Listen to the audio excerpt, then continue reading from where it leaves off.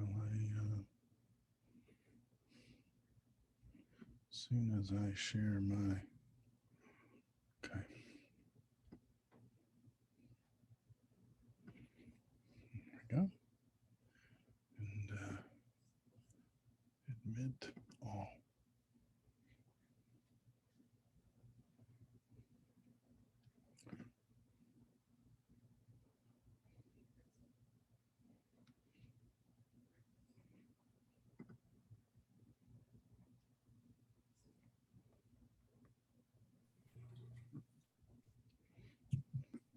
Greetings, Earthlings. Good to see you.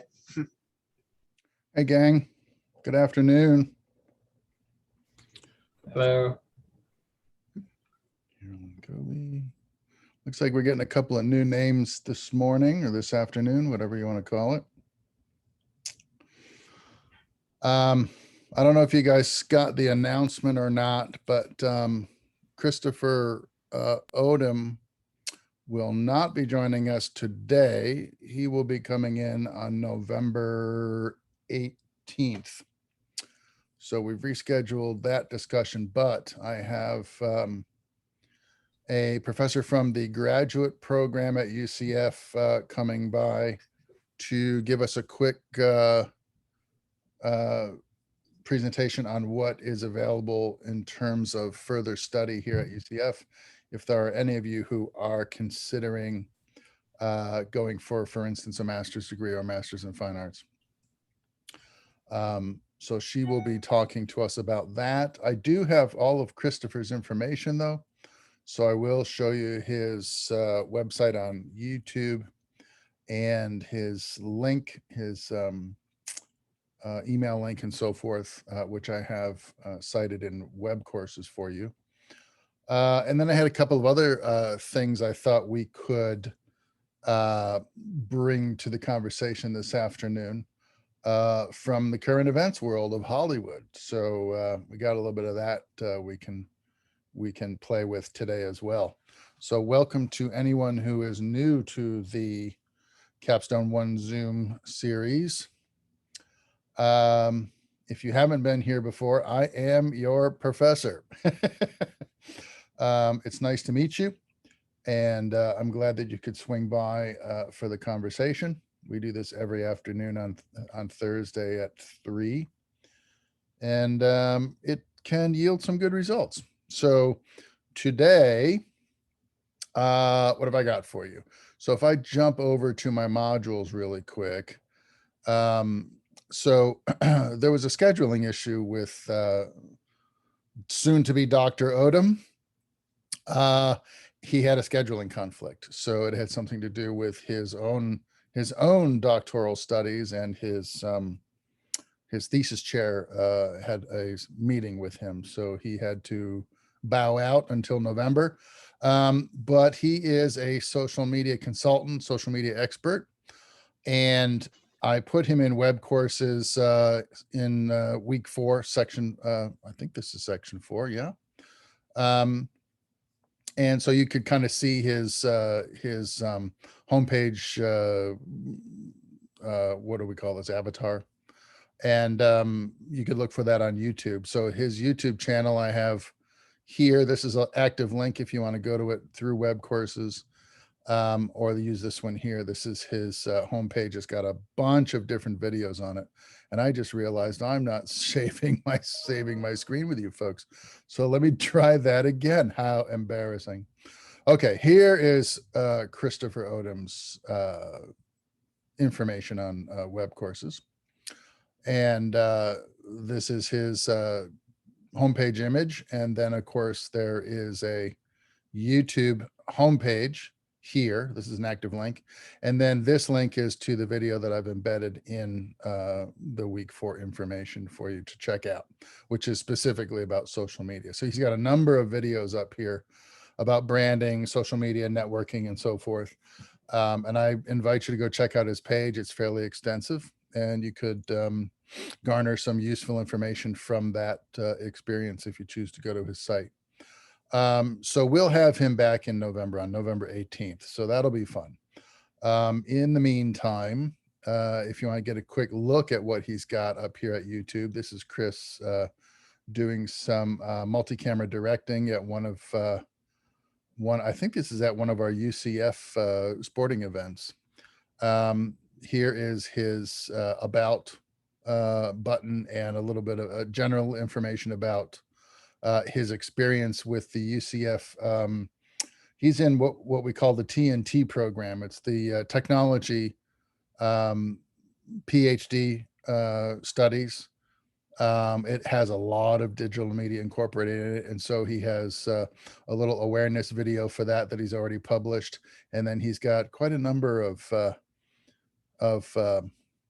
branding and networking videos that you can think about. And then a couple of examples of his personal work that he's done. Christopher is a graduate of UCLA, which I think is pretty interesting. And he has a master's in fine arts from, where was it? Let's see here. He told me and I forgot. He currently teaches at Full Sail University in their creative writing department, and he is attending UCF as a doctoral student. So he'll be one of your alumni peers pretty soon. So that's fun. So that's Chris. But today, instead, we have Professor Danker Kritzer from the graduate program. And she'll talk to you in just a few minutes. I'm giving her some time to get settled in her office. And she can talk to us about the MFA program in film. We also have master's programs in our digital media computer graphics program, the one downtown, and a number of other programs that you might be interested in. So that's coming up here shortly. I also wanted to talk to you guys about an article in the Deadline Hollywood edition. I think that came out in Tuesday's edition, about some of the stirrings in Hollywood right now with the IATSE and the Producers Guild. The AMPTP is currently in negotiations with, or they were in negotiations with, the IATSE, which, if you don't know that already, is the representation for all of the below the line disciplines like camera, lighting, grip, set decorating, hair, makeup, editors, food service. The AFL-CIO, which is the National Labor Relations Board, has a division just for motion pictures and television, and it's called the IATSE, the International Alliance of Theatrical and Studio Employees, of which I am a proud retired member at this point. And so these entities are getting together in Hollywood, and they're starting to negotiate real hardcore about workday duration, fringe benefits, on-set fairness protocols, COVID protocols. A number of things are on the docket for them, and also this ongoing battle that's been going on now since just about the mid 2000s, maybe the late 2000s. The contract particulars and the working conditions for what they consider new media production, okay, which is something that's a phraseology that you folks are going to want to make sure you are familiar with once you get out into the workaday world, because new media are the conditions that the Producers Guild is now considering digital content, unscripted or non-scripted reality, web content, industrial content that isn't created for wide broadcast distribution, but for internal use. Okay. Certain kinds of commercials. Okay. A lot of this stuff now falls under the new media clause of the negotiating contracts, and as such is subject to a different tier of rates, fringe benefits, lifestyle treatment of the crew, like turnaround times, how much time do you get off the clock to go home and rest and have a personal life before you're expected to return back to work, things of that nature. So I wanted to just sort of introduce you to that conversation. And then I have also started giving feedback on the reels that have been submitted to me for extra credit. And if anybody wants to workshop their reel here, if we have time at the end of these conversations, I'd be happy to do that with you as well. And you can have the benefit of George, you can have the benefit of your classmates' feedback as well. So we got that we can do today. So we can do some fun stuff despite our schedule change.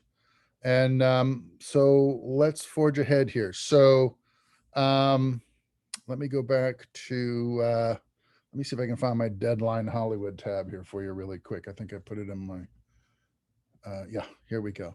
So how many of you know about Deadline Hollywood, this online magazine?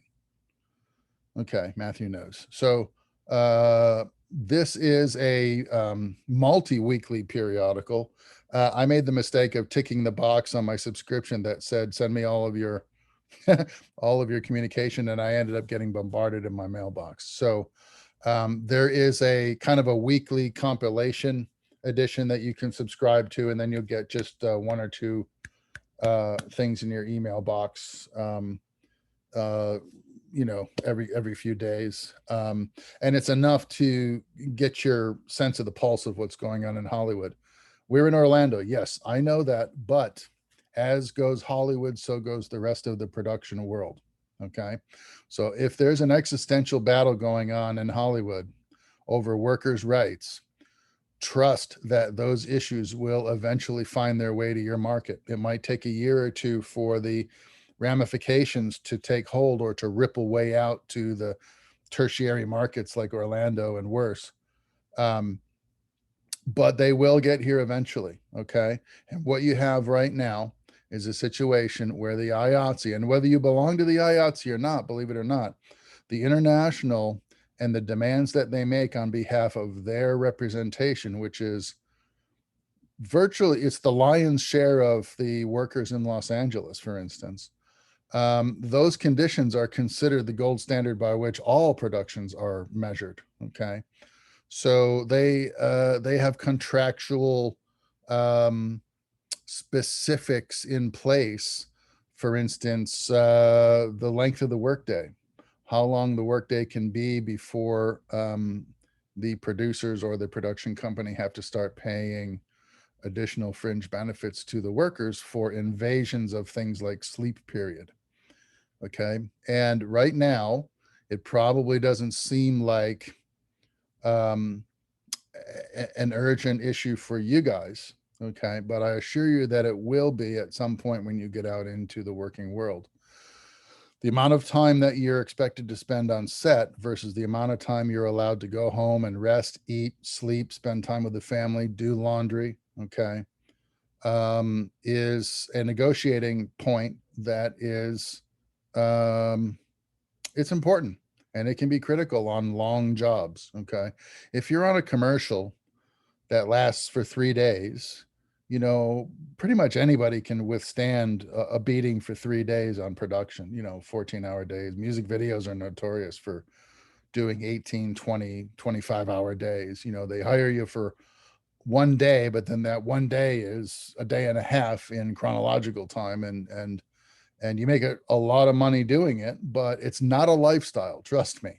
You can do that for a short period of time, and then you need to rest your body, rest your mind, decompress from the pressures of that kind of job before you can start work on anything else for anyone else. Okay. But the duration of the average workday is a concern that we have, and it's something that is part of the negotiation here. I'll reveal the entire article to you guys after Professor Danker Kritzer's presentation, because I don't want to bite into her time. But she told me to give her a text around 3:15. So I'm going to do that for her now. So we'll talk more about this. Think about it. If you want to, here, let me do this. I'll put the link, if I can fit it, in the chat here, so that where's my chat tab? so that you can look at it if you want to, if you can multitask. So here is the Deadline Hollywood link, and you can pull it up for your own edification and when we have our conversation about it here in a few minutes. All right, let me store that chat box down here. I don't know if you guys can see me moving my little boxes around, but I'm doing a little bit of house cleaning here. So, okay, what's that? Nope, stop doing that. Thank you. Okay, so let me get this kind of going here. The other thing I want to do, I think, is I might have some information I can show you guys that goes along with her advanced education presentation here. Let's see. Here's clubs and activities. Let me put that up, and that'll be a good thing to kind of share the screen with, and then I don't have to ever look at our other scheduled guest here. Okay, so let's do that. All right, let me go ahead and give her a quick text. Let her know that we are ready. This is going to, yes, yes, yes. 1441. Okay. And we're ready. Yay. There we go. Okay, so she has our Zoom link and she'll be joining us here momentarily. Does anybody have any issue that they want to cover here this afternoon as well, or anything? I know, for instance, Sean, were you the one in Discord that was asking about SAG, about the Screen Actors Guild?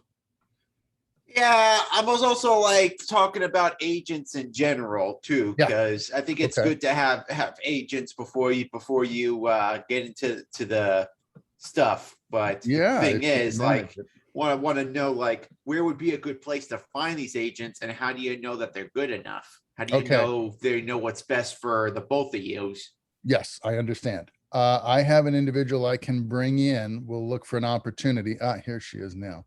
I'll look for an opportunity to bring that individual in who can talk to you about agencies out in Los Angeles that represent writers and cinematographers specifically. And I have put an inquiry in with the local DGA rep that I'm going to bring in for you guys in a few weeks. And I've asked him if he knows of a local SAG representative that perhaps I could approach and ask to come in and talk to you guys. At the very least, I'll get the information and you can pursue that individual outside of class. You can email them and ask them questions as well. They're always interested in meeting, you know, the new up and coming filmmakers, especially those that are interested in the drama and performative aspects. So I'm waiting on that information and feedback to come back to me. And when I get it, I will pass it on to you. And if I can get that individual to come and talk, I will certainly press for that as well. All right, thanks, Michael. Absolutely. If I can bring these folks in to give you a talk, I will absolutely do that. So do I have Professor Kritzer on the audio now? Wait, that's not wave. Where's Let me take a look at my tiles and see. Okay. Hi, Professor. How are you? Hi, Professor Walsh. I'm well. How are you? I'm good, thank you. I'm kibitzing until you're ready to go. Okay. Well, great. I see that you have the clubs and activities. Yeah, I thought I had the MFA slide. I know I have it somewhere, but I couldn't find it quick enough without fumbling around. So I threw up activities and clubs, and I thought, you know, that you might have something that you wanted to show us anyway. So I didn't want to show you up or bite into your presentation. Oh, no, not at all. Please feel free. If you do have a slide that actually might be helpful, I have a link to the catalog page for the MFA, but it won't look at quite as nice as a slide. So if you do have one, please feel free, Mike. I will look while you're doing your thing. I probably need to share you as a presenter. So let me go to my list here. Yes. And then I'm going to make you a co-host. So you should be able to, in a moment here, share your screen without me having to do anything about that. You can just go right ahead and do your thing. Okay. So you're now a co-host. Hopefully it's registered on your end as such. Okay. And I will also look. I know that in the beginning of all my cinematography 2 courses, I always pitch the MFA to them because I know that most likely they're seniors in that elective class. And so I mentioned it to any of those who are, interested in the advanced degree. So Mm-hmm. I'm going to look for that while you do your thing. Okay, great. So hello, everyone. It's nice to join your class briefly. I will talk a little bit about, I'm going to have a few questions for you all, and then I'm going to talk just a little generally about what an MFA is. That might be helpful to know. And then I can tell you a little bit about our program and kind of best practices for applying to programs if you are interested. I understand that this is being recorded for students who may not be present today. So if you're watching the recording, feel free to reach out to me if you are interested in applying for the MFA. And if you have any questions, I'm more than happy to answer them. So you can send me an email and I'll get back to you pretty quickly.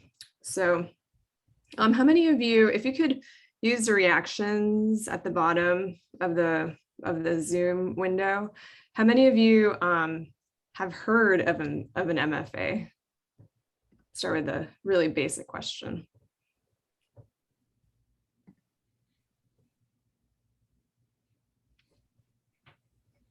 Looks like we got a number here. If I bring my tiles up. Oh, I can't anymore. I guess a better question would have been like, had you heard about what an MFA is before starting this class? Because we know that Mike's been talking about it a little bit in class. So I see 3 raised hands. That's great. Could you lower your hands, please? Thank you. Raise your hand if you have a pretty good sense of what an MFA is. So an MFA is a Master of Fine Arts degree. Do you feel like you have a pretty good sense of what that is? Please raise your hand. So I know my audience. Great. Okay, so I saw about 6 people at one point, so maybe about half of the class. So that's good. Off to a pretty good start here. So basically, an MFA is a Master of Fine Arts, and it is the terminal degree in many of the arts fields, so including film production. So what does a terminal degree mean? It means that if you get a degree, if you get the MFA, if you get a terminal degree, like if you were in the humanities getting a PhD, it would allow you to teach at the university level. So if you're interested in, teaching university courses and pursuing a career in academia, an MFA would qualify you to teach, like Mike and me are teaching classes in the department. So it gives you that, that qualification to apply for those positions. A lot of people do go into academia. So a lot of people who get the MFA do so in order to teach. They know that they want to teach. They know that they want to be involved with film students through teaching. But a lot of people also get the MFA and then continue to work in the industry or to continue to work as a micro-budget independent filmmakers. So there are a variety of paths. Some people go on to work for film festivals or other companies in the overall kind of like our broader film, media, I'd say film and media industries. So the Master of Fine Arts, typically the programs around the country, around the United States, are 2 to 3 year programs. The program that we have at UCF is a 3-year program. And it involves making a feature-length film and writing an electronic thesis dissertation. So that's essentially, it's a dissertation, and those dissertations run between about 50 to 100 plus pages. But don't let that scare you, because that often involves a script, that might include the script that you write for your feature-length film. So there are There are a number of MFA programs across the country in film production, and I'll just go on to tell you a little more about the one here at UCF.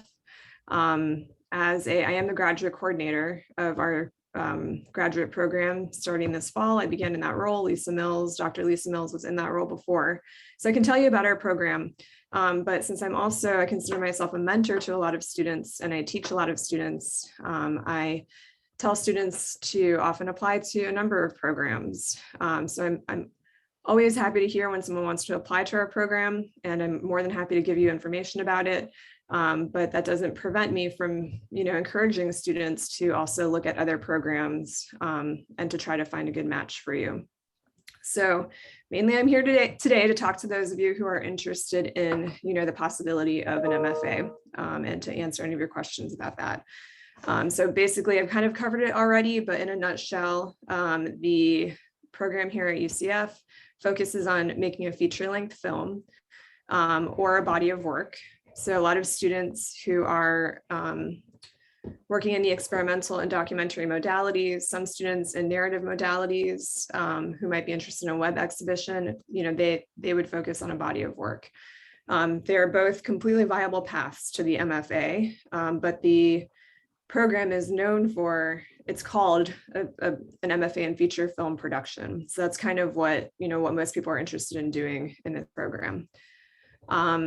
The first 2 years, if you were to apply and to be admitted to the program, the first 2 years is very, actually all three, it's a 3-year program again. And you're taking courses at the same time that you're working on developing a feature-length film and working on your electronic thesis dissertation. Students typically take 12 credits per semester. It'll be between 9 and 12 credits. When they get to their second year, they focus on really developing, they take thesis hours and just dive into making their feature-length film. Generally, first year is devoted to development and research and writing of the film.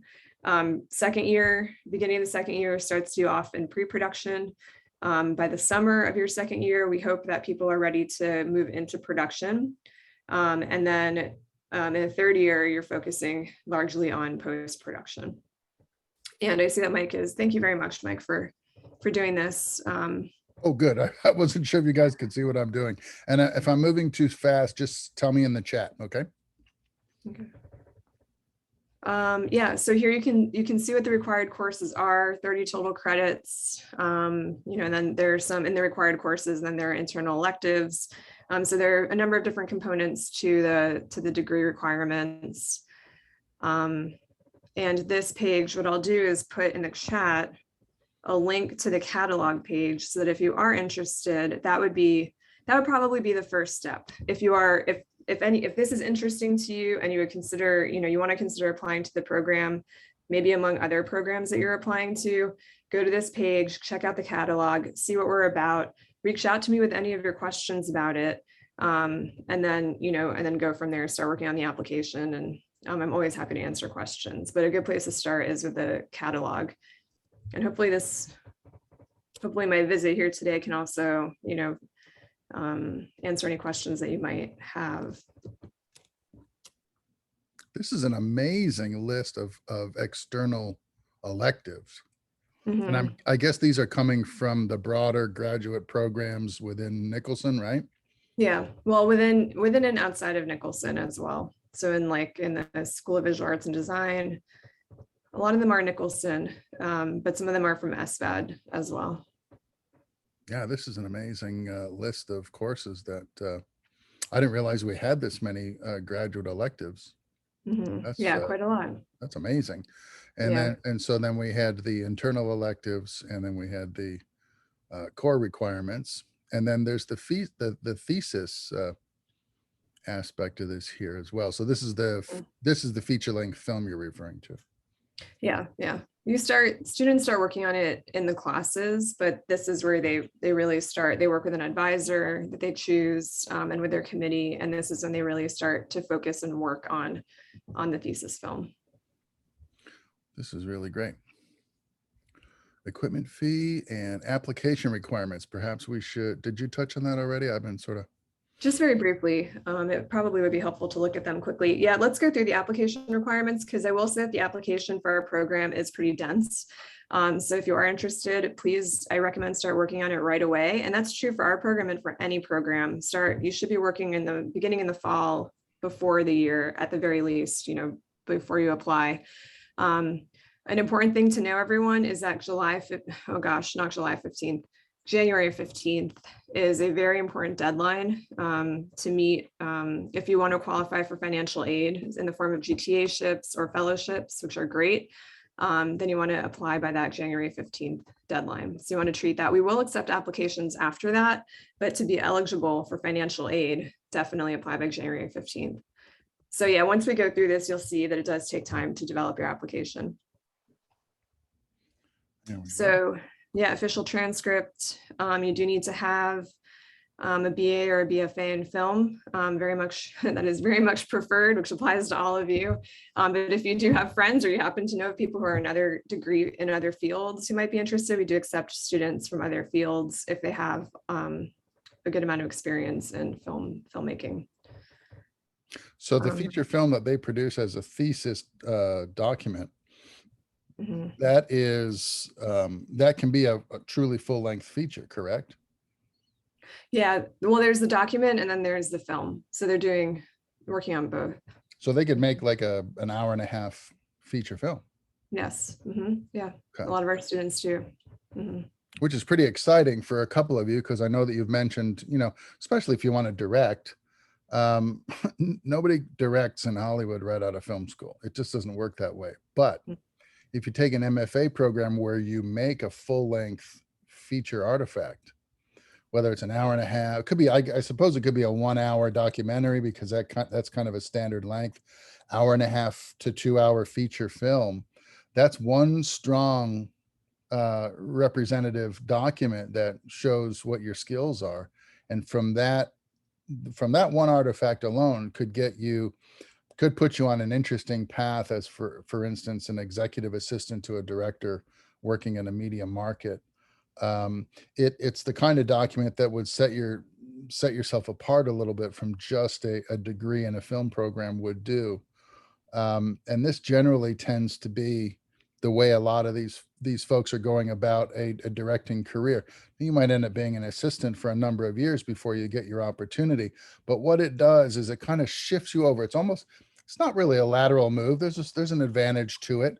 But you guys remember I told you the story of David Nutter, right? So right out of the University of Miami, he had his thesis film, and that got him noticed by somebody in Hollywood that was willing to take him on as an assistant to a director, an executive assistant to a director. So rather than take the PA route and work through the office or working on set for a number of years and finding your way up that hierarchy in that fashion, he went the executive assistant route and worked for that director for about 8 years, I believe. And then, of course, when you're attending meetings with that director at the studio level and you're meeting other executives, line producers, studio heads, and things of that nature, by being attached to that director, you become a known entity within that ecosystem at the above the line part of the industry. And they have access to you. They know you. They've seen you, work, act professionally, and so forth. And that can open a lot of doors for you. So, I think if you're going to teach, of course, you need the MFA. That's a terminal degree for any film studies program in the country. But beyond that, the MFA specifically for directors, I think, is a good idea because it helps you get to that other kind of career path that a lot of us don't enjoy. We don't have access to it. So I would think about it. It's a really good idea.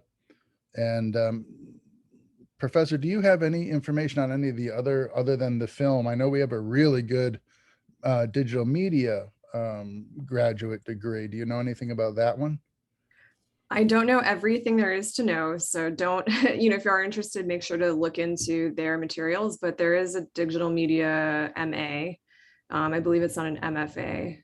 So it's a shorter program, 2 years, and you'll be working with with mostly the digital media and game faculty. But we do have some faculty starting from film on those committees. There are other degree programs to look at. We've had former film BFAs get an MFA in studio art in the art school, in the School of Visual Arts and Design. So that's a possibility to look into. And then also animation. There's a lot of crossover between our students and the MFA animation students. So if you're more interested in animation than in film, like live action film, then you may consider the animation in the School of Visual Arts and Design MFA. Okay, I saw that there's this emerging media as well, which we were just talking about emerging media issues before you came on, because it's one of the core bargaining sticking points currently between the Producers Guild and the IATSE out in Los Angeles. And they're threatening to strike over working conditions in emerging media content and markets.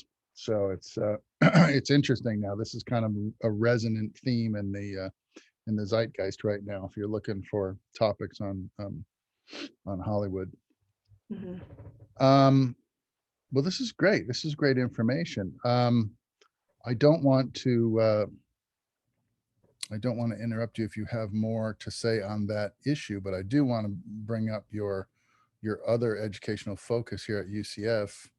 If anybody is interested, I know that, are you all seniors at this point, or I thought I had a couple of late juniors in here? No?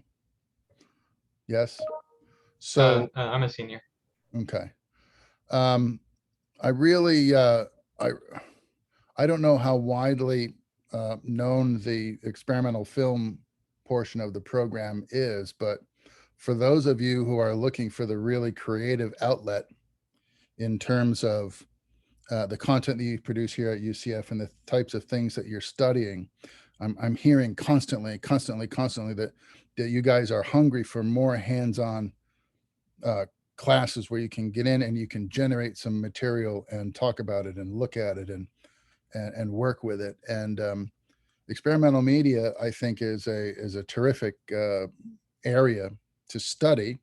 And I know our guest today is teaching experimental film at UCF using what, 16mm film at this point? Yeah, Super 8 and 16mm. So, I mean, I can't think of a better elective to take if you're looking for another means to express yourself and try a medium that we don't have as much access to anymore.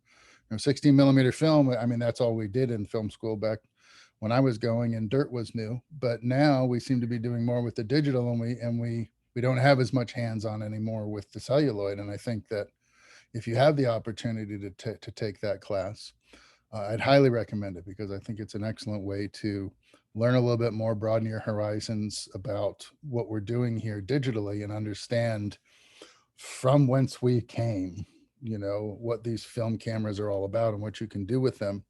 And it gives you another creative outlet to show off your talent. So if anybody's thinking of that, Professor Kritzer would be your go-to person, I think, in that area as well.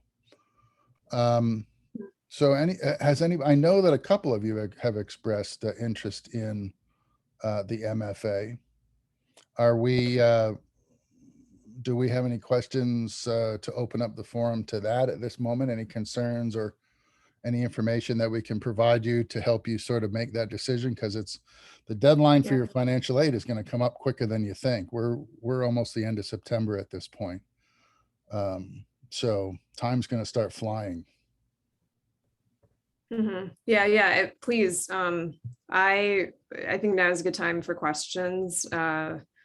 And then I might have like a few bits of advice if you are interested, if you're kind of on the fence and thinking about it. But I'm more than happy to answer your questions, and we'll do so in a very straightforward way. We'll try to. So yeah, if you want to, you can put them in the chat, or you can just feel free to. Mike, do you have people raising their hands, or? I'll tell you what, I have some questions if nobody else does. For instance, all right, it's September 23rd, 2021. If somebody's about to graduate in December, they're not gonna be able to go right into January. They have to wait, right? There's a period of time for an application process, right? Yes, yeah. And I Yeah, think that's that really. time for January 2021 has long passed, right? Well, we only accept admissions in the fall. So we only do fall admissions. Yeah. Okay. Yeah. So that So January they have to 15th get an deadline is application in. next year. I'm sorry, I stepped on you. They have to get an application in like now, and as soon as possible to give the selection committee time to consider their application and so that they can then start processing them for the fall of 2022, right? Yes. Well, the deadline is January 15th, and then we start reviewing applications like in early February, maybe end of January, to make decisions about the financial aid. So January 15th is when you want that application in. So yeah, that you 15th. you can still apply after that, but you won't be considered for GTAships or for our fellowships. Okay. And that application is for fall 2022. Okay. So that's up there now. Okay, good. Oh, So the go same ahead. deadline, January 15th is for the FAFSA. It's also for the application for the fall semester. Now, if somebody is just now putting their application in on January 15th, should they go ahead and apply for the FAFSA anyway, even if they don't know yet what their status is?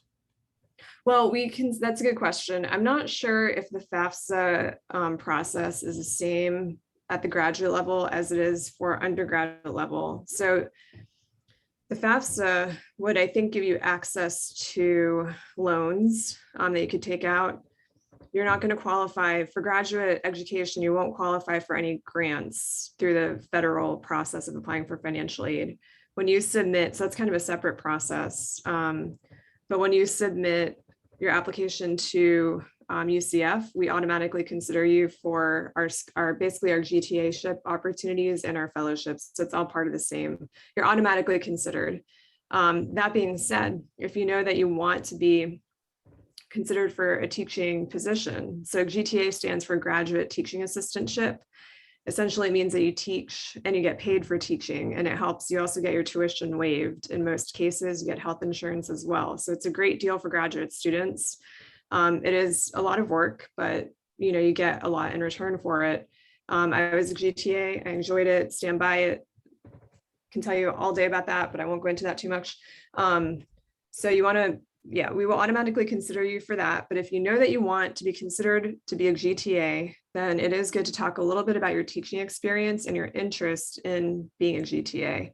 And if you have any teaching experience, if you're a substitute teacher for public schools, if you have tutoring experience, if you've just been involved in a classroom in some way or in tutoring, that is helpful information for us, because we want to match people who truly are interested in teaching with those GTA-ships.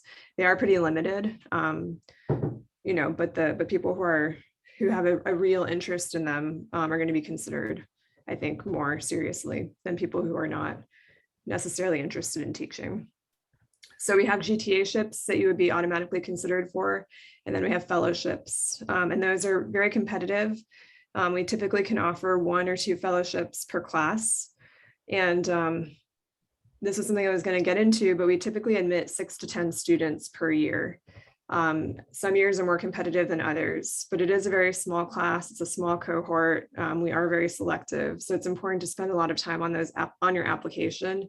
And then again, to indicate interest and provide evidence of teaching experience if you do want one of the GTA-ships. Are there any questions? So I see a question from Nico about the timeline for submitting a GRE score. That's an excellent question. And the good news is that you do not have to submit a GRE score for our program. You used to have to, but you don't have to do that anymore. So that's not taken into consideration. If you have a GRE score and it's strong, then it doesn't hurt to submit it along with your application. It can only help if it's a strong score. But we don't really take it. It's not a requirement anymore. To be considered for the fellowships, you do need to we do look at GPA. So if you have a strong undergraduate GPA, and I mean, that's really a big important part of it. So that might be something that you highlight as well in your application. Are there any questions about the GTA-ships, about the fellowships, about applying in time for in time to be considered for financial aid? If you apply and get accepted, but then decide not to, would you be able to get a backup one easily, so resources wouldn't have to be wasted? What do you mean a backup? Like a backup? Like if someone gets accepted, but then they back out, Mhm. can you is it just as easy as just accepting someone else?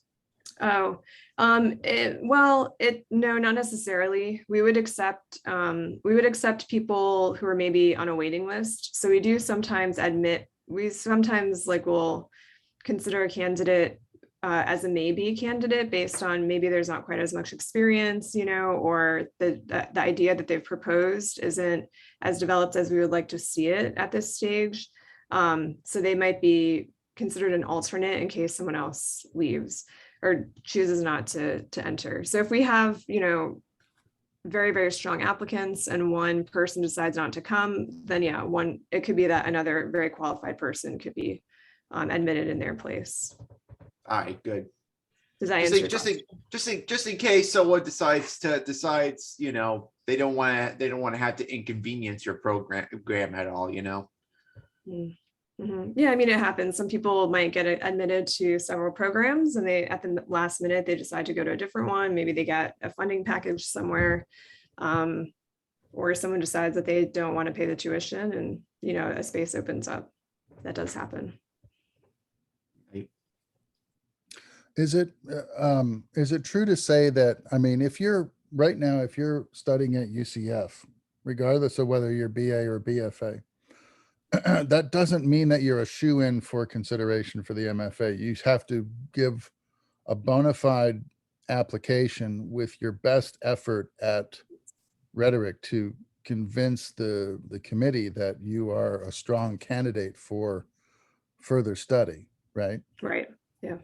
And because it's kind of an exclusive and a scaled down number in the cohort, that means the best applications are going to have, so they have a submission essay, correct? And then a portfolio to be looked at as well? Yes, yeah, there's a personal statement. We also ask for a writing sample. And it's a little different if you're applying for the experimental or the documentary modality than for narrative. For narrative, you would typically submit a screenplay.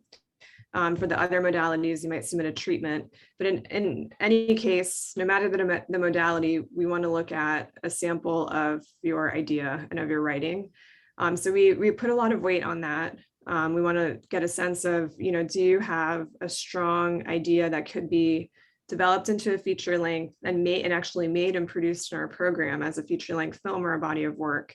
So that means, in part, that means, is it a practical project that you're proposing? Is it something that you can make on a micro budget scale? Another consideration is, can you raise the money that you will need to make the film? We provide a lot of resources and support in the form of faculty mentorship, as well as, of course, through film operations. So you have, a lot at your disposal here. But I would say it takes equal, if not more, amount of initiative and effort on your part to make the feature film happen. And to really, see your project through. So we're looking for a strong idea that can be practically executed, within the framework of our program. And that is really, I think, that's why I tell people to start preparing as soon as possible, because it takes a really long time to have a script, like a screenplay or a treatment that is strong enough, to be considered potential for a feature length film. So yes, we are very selective. But if you are a BFA student, so yes, so the takeaway from that is make sure you give a lot of time to your application, take it very seriously. You can always apply again, but you do pay an application fee. So you want that to be a very strong effort that you're putting forth, right, as your application. But all of that being said, if you're in the program now, then you should have a lot to build from. You should have a really strong foundation. And ideally, like you would be in a position where you can propose a strong project for our MFA program. So everyone has the capability is what I'm saying. It's just, I think what I see sometimes in applications from UCF students particularly is there might be an assumption that they're going to be admitted to the program, especially if they know some of the faculty. But we do really rigorously look at those application materials, and it's really important to put your best foot forward in those. Don't make any assumptions, because we do get applicants from around the country. So, you don't want to assume that you have a place in the program when there might be other people who are also very strong applicants. I mean, that should be true for anything you apply for, but something to be aware of if you're a student in the program. And then I think another thing to be aware of is, what I would encourage students to do, give it a lot of thought. If I think some people know, like starting their sophomore year, that they want to go to graduate school, or they're at least interested in it, and they might start thinking about it over the next few years. If it's something that you're just now considering and it's really something that you're not entirely sure about, give some real thought to that. Don't feel pressured to apply to the program, either because I'm here or because people are saying, oh yeah, you have to get a master's degree, you have to get a graduate degree. That's not true. There are completely viable, and like Mike was saying, there are, paths through the industry that don't require a graduate degree at all. So I would just, I think it's really important to, just know that that when you apply, you're doing it because you really are interested in the program and what it means to have a terminal degree in the field and possibilities from there. So I'm happy to answer questions about that. Email is usually the best way. And then if you have more complicated questions or something that you want to talk more one-on-one about, I can, usually make some time over Zoom. I will make time over Zoom. It's one of the reasons I enjoy teaching the writing class, especially after having gone through a career and culminating in a shooting career with commercial clients and so forth. Writing, just like cinematography, is wordcraft and use of language, skillful use of language. Okay. So if you can consider cinematography a visual language, right? The mechanics and the theory of communication that you're going to use with your cinematic language is no different than changing gears and speaking French. Okay. If you are articulate, if you can express your ideas clearly to an audience that can understand what you see in your own mind's eye and put that on the page and let them consider that, this is how you're going to be regarded in terms of your application. Because until we have a visual document, until we have a script, until we have something that the audience can then look at and consider as a reflection of your effort to communicate, how are you going to express your ideas in pre-production, for instance, as a concept deep into pre-production when we haven't even created a production company yet or hired a staff? Okay, and your application is kind of resonating of the same kinds of skill sets that you need to have. It's why my cinematography 2 students always complain when I give you guys C-spots to do, which is, research papers. Because I'm not just interested in what you can do with a camera and a lens and a light. I want to know if you can articulate an idea, given whatever media that you're asked to communicate in. And if the written word is that media, then you have to perform equally well communicating those ideas. And an essay, a written document for your master's application is going to be super important. And it's more than just answering a question in the simplest possible terms. Okay, there's room for expression in that document, even though it's an application document, and you're not a shoo-in. Just because you're going here now doesn't mean that you'll get accepted. Okay, I didn't have a master's degree or a bachelor's degree when I worked in the industry. I got those after I retired from my life on set. Okay, and then when I went for an undergrad, I just assumed I was going to be a shoo-in at my alma mater for graduate studies, and they didn't take me. I had to go somewhere else. So you have to have a backup plan as well. So my question to you, Professor, would be, what do you think about if we have a senior here that is not going to graduate until the spring is over, for instance, or after next summer, maybe, is it better for them to graduate and apply and do that whole thing, or would they maybe continue to take classes and stay here? Do they really need to cycle out of their undergrad before they can really be a viable candidate for the graduate study, or can it happen concurrently? Yeah, that's a really good question. I think it really depends on the individual. It's very, it is hard to apply and to go through this whole application process while you're, in your senior year working on a capstone thesis project. It's totally, if you know for sure that you want to do it, apply for it. Just make sure, just start now and make sure that you give yourself enough time. Also, letters of recommendation are still a part of our application, and you need to ask, if you ask me, if you ask anyone, make sure that you give them plenty of time. Make sure, at least 3 weeks. 3 weeks is a good amount of time, if not longer. So that's something to be aware of as well. So, but Mike, I think that it just depends on the person. I knew that I couldn't, when I was a senior in college, I knew that I wanted to go to graduate school, but I just couldn't handle doing both. So the next year, after I graduated in my so-called gap year, it's not really a gap year, but anyway, whatever. It's, in that year after I graduated, I spent, that was a part-time job, was applying for graduate school. So it is, you want to just give yourself enough time to do it and make sure that you're prepared. Again, if you know that you want to do it, you know that you want to go into academia, or you want to, follow the path that one of the paths that Professor Walsh was describing, where you kind of, you make a feature-length film and you maybe get into something higher than an entry-level position, right? Then by all means, go for it. Why waste any time? But if you think that you might need more time, then you might do what I did. I actually had a student who graduated from our program a few years ago. I think she was out of the program for a couple of years. She did an honors undergraduate thesis film, and she recently applied to graduate school. Last year, she applied to a few different programs, did pretty well. She got into some programs and got actually a TA-ship at UW Milwaukee. So it's something, some people do it, right after when they're in school, and some people wait a few years. Just make sure you're ready, I think, is the basic advice there. Professor, do you have any feelings about institutional bias and whether or not a student should get their MFA from the same place they got their undergraduate degree, or is that only reserved for doctorates and things of that nature?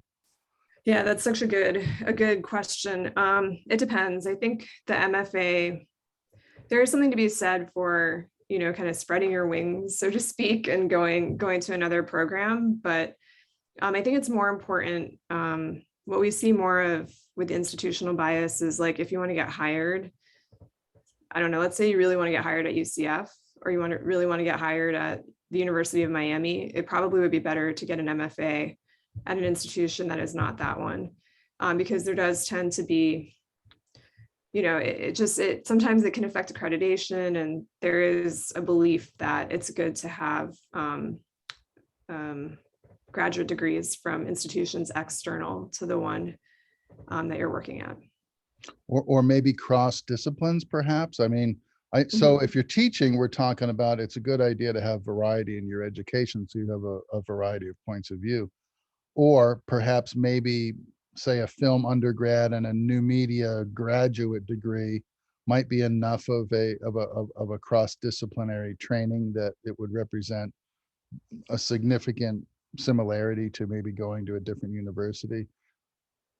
It might. I don't know if it would in all cases. It depends. I really think it depends on the university and the program. In general, I would say if anyone is interested, if you really want to be a professor, I don't know how many people actually really want to be a professor. I knew I wanted to be, but I don't think a lot of people do.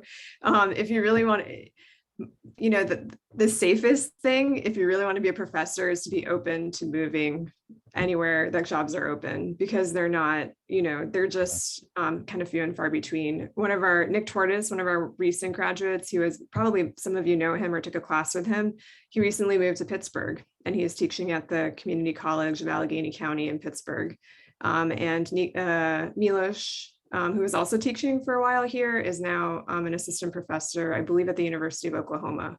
So you have to be open to going, maybe not necessarily to like Oklahoma or Nebraska, but maybe, I don't know. But open to the possibility of having to get a job somewhere else. That doesn't mean that you can't get a job where you live. It doesn't mean that's always the case. Like, I'm from Miami and I got this job here and I'm incredibly grateful to be close to my family. But for a long time, it did look like I would have to be open to moving far away or something. So just need to be aware of if you're pursuing that sort of academic pathway. There could be a stroke of genius in that selection of the University of Oklahoma, given that I just heard the other day that the studios are going to make a concerted effort to open and establish 15 new production facilities across the country in the next 5 years. And one of the production cities that's on the agenda, or one of the cities they want to make a new production city, was in Oklahoma. So he may have timed that one perfectly. He might have. Yeah, there might be a reason that position opened up. They might be. Yeah. I don't know if the questions that have been posed to me have been along the lines of becoming a professor, but I have had students, ask me about graduate studies. I do have a couple that are going to fill out applications already. I know that to be the case. And I think that a couple of other individuals have discussed the possibility of graduate studies as a means of advancing into the industry with a stronger skill set than simply coming out with an undergrad. And years ago, if you had asked me, I would have given you the answer that was true to my experience at the time, which was, you don't need a degree to be in the film business. But what I've learned over the years, especially after getting my own advanced degrees, is that, number one, I really enjoyed the advanced degree experience. It was different than the undergrad in a lot of ways. And I was able to stretch my boundaries a little bit more effectively because there was less stress attached to it somehow. I think a lot of people might disagree with that, but I found my master's pursuits to be less stressful than my undergrad pursuits. And then I also learned that, for instance, AFI, which I had always assumed was an undergraduate private college, is in fact turning out master's students as MFAs from AFI. So a number of individuals, some of whom I've worked with before. So Darren Aronofsky went to AFI. Maddie Lebetique went to AFI. There's a number of people that you see now in the credits of your favorite popular movies that have masters in fine arts degrees, and a lot of them went to places like AFI. So a master's in fine arts, if you're looking for that, that top of the food chain positioning, might help you get there a little quicker than starting from ground zero, from scratch. So it's a good thing to think about if you really, really know that you want to be a director and that's exactly what you're pursuing. Because I think having a finished film is the greatest statement of your capability and your directorial swagger, if you will. Without it, you're just a resume and another, hopeful, ambitious person that wants to rise to the top. So if I could speak in the affirmative about getting your master's degree, if you're on the fence about it, do it before you get tempted by something on the outside that will draw you away from an academic opportunity that might help you in the future. Once you get out there and you get addicted to a paycheck and you start getting into a groove of doing your work a certain way and working in a certain kind of discipline, a lot of times it's hard to break away from that to go back to school because you're already kind of in the situation that you were seeking to begin with, and it's a very difficult choice at that point, and sometimes a hard transition to go back to school once you've started working in the industry.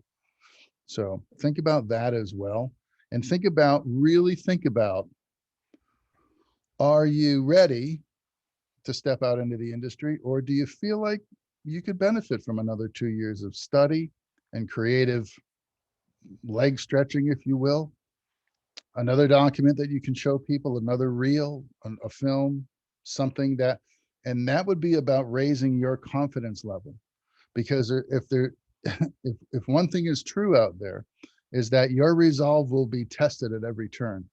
Okay. There's a lot of competition for film jobs And there's a lot of people out there that have undergraduate credentials now. Almost everybody in the film industry is trying to go to college, of the new generation. Of my generation, not so much, but the new generation, yeah, they're coming out of college. They've got some training, they're chomping at the bit to get involved. And if you're not ready to meet that juggernaut head first, head on, and you need a little extra time to build your confidence, do it. It's a lot like working in a small market and then moving to a big market in terms of, taking your evolution in stages. You don't have to jump for the brass ring right out of the gate. Okay. If you do this thing in stages and you're methodical about it, you'll feel like you're making progress, right?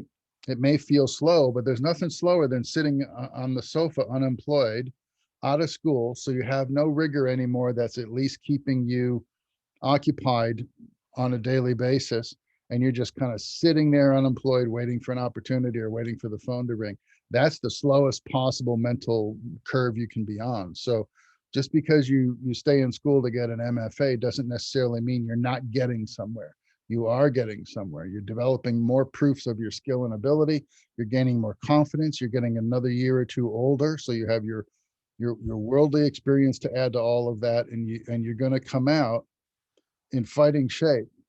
You'll be in a real good place to meet a lot of these challenges head on. So I wouldn't discount the value of going ahead with your further study. If you're even remotely thinking about it, it's probably a good idea. Yeah. And I say that with all honesty, as a guy who dropped out of film school the first time. In all honesty, if that's what I was doing now in this world, in this environment, and I was even remotely interested, I'd stay in school. I would.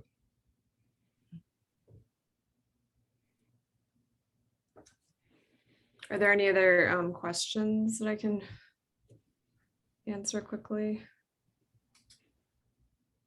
What do you got, Matt? It looks like you were thinking about raising your hand.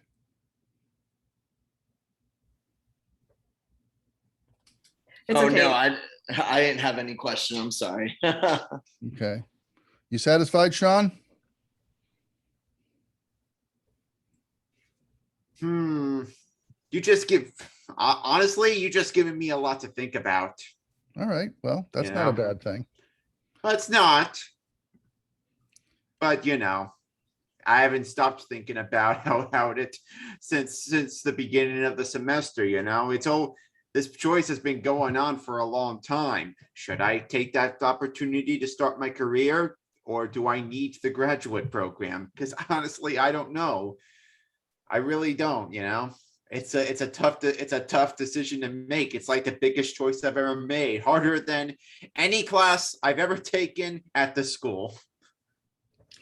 Well, it is. Yeah, it is. Making choices about your career and what to do with your life post-graduation can be some of the most difficult choices. I find that it can be a very difficult time. It doesn't mean that you're doing anything wrong, though. It just means that it's a difficult transition going from college, graduating from college, to thinking about how you will begin your career.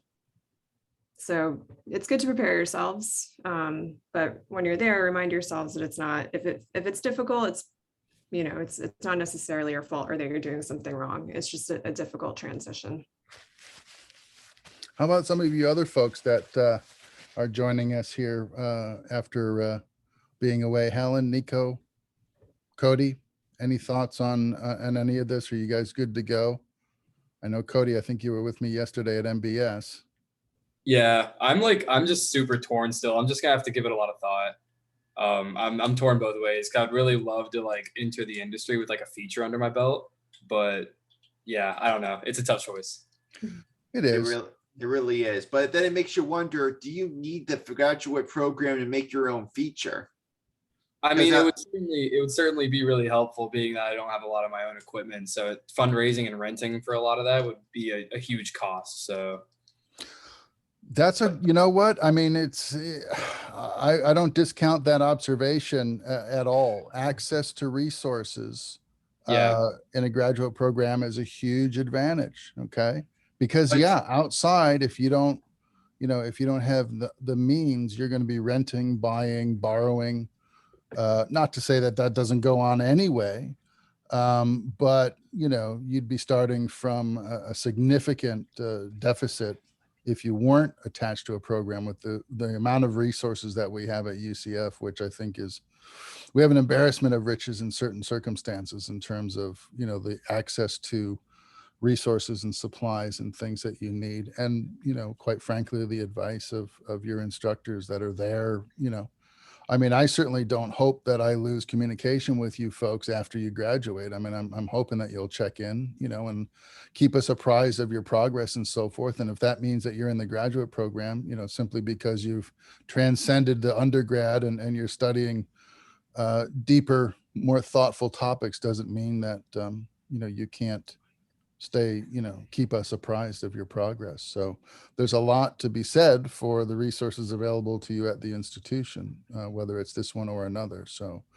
I think that's a good thing. And I think if you're thinking about it, that's okay too. I think that the process starts with some serious and honest introspection. Okay.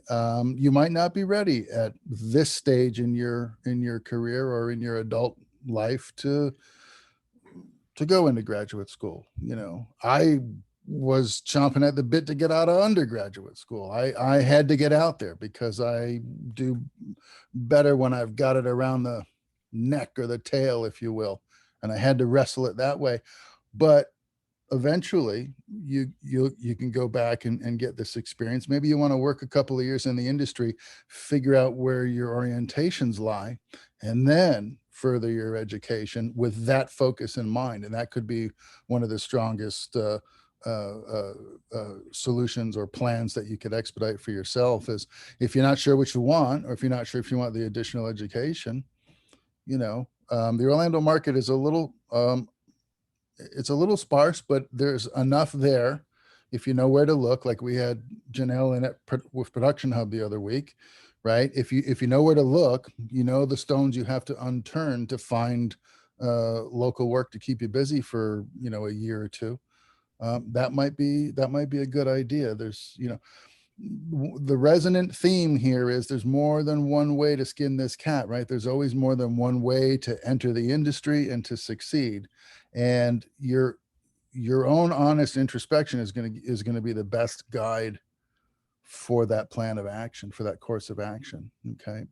But the key is honest introspection. I think a lot of people just want to get out into the market and do their thing. And then they get out there and realize that it's not what they thought it was. And now you have another choice to make, right? So whatever, the fold is always open. And I appreciate Professor Kritzer for coming and sharing her wisdom with us about the grad program. And maybe we'll snag a couple of you in the process. Thank you for having me. It's been a really nice conversation, and yeah, I think it's been fun to kind of reflect on, and interesting to reflect on, you know, what it is to be at this stage in your lives. So anything I can do, you know, to help you, let me know. And I'm not here to pressure you to apply, so just keep that in mind. That's not going to be that's not my role.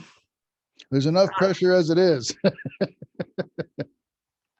Thank you so much, Professor. I appreciate you coming by. Thank you, Professor Walsh. If there are any other, oh, I'm sorry. Okay, I did see a raised hand, so I just wanted to make sure that I did answer. Matthew, do you have a question that you would like me to answer now, or is that? No, it's not even a question. It's mostly just a comment for the class. So if you need to get out of here, don't worry about it. Thank you so much, Elizabeth. Okay, thank you. Yeah, so reach out to me if y'all have any questions, okay? Yes, that was what I was going to offer is if you think of something after we get out of here, use the email me, email Professor Kritzer, and we'll get back to you as soon as we possibly can. Thank you, ma'am. I appreciate your time. Bye-bye. See ya. All right, fellas and folks, ladies and gentlemen. So think about that. It's true, no pressure. It's just, you know, we want to make sure that people understand that this program is here and that you can do it, and how to do it, how to go about it. I can tell you that, I mean, I was super happy to have counselors and people that could help me with all of the nuance of this stuff, because it was very overwhelming coming back to college after 28 years, I think I was away. And, you know, figuring out how the paperwork system works and where the access was and who could help me with what I needed to do to apply. Deadlines for me were huge because I had no idea coming back into academia from a career that the lead time that these people need for things like applications and so forth. And so it's really good to know when and where these things have to come due. So if you're thinking about it, you know, you can get a head start because it'll, like I said, January 15th is going to come up really quick for you guys. It's almost October, you know, we got holidays coming, we got midterms are just almost about to happen, and then finals and all of that stuff. Then next thing you know, it's Christmas and New Year's, and oh no, I got to get my FAFSA app in again. You know, it's going to come up fast. So we're just trying to plant the seed now to save you a little anxiety later. Okay. But I'm going to get off of this focus now and back to the other stuff that I wanted to talk to you all about. Michael, I did have one comment to make about what she was talking about with the MFA and everything.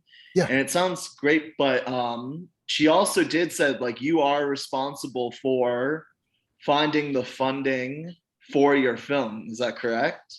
Yeah.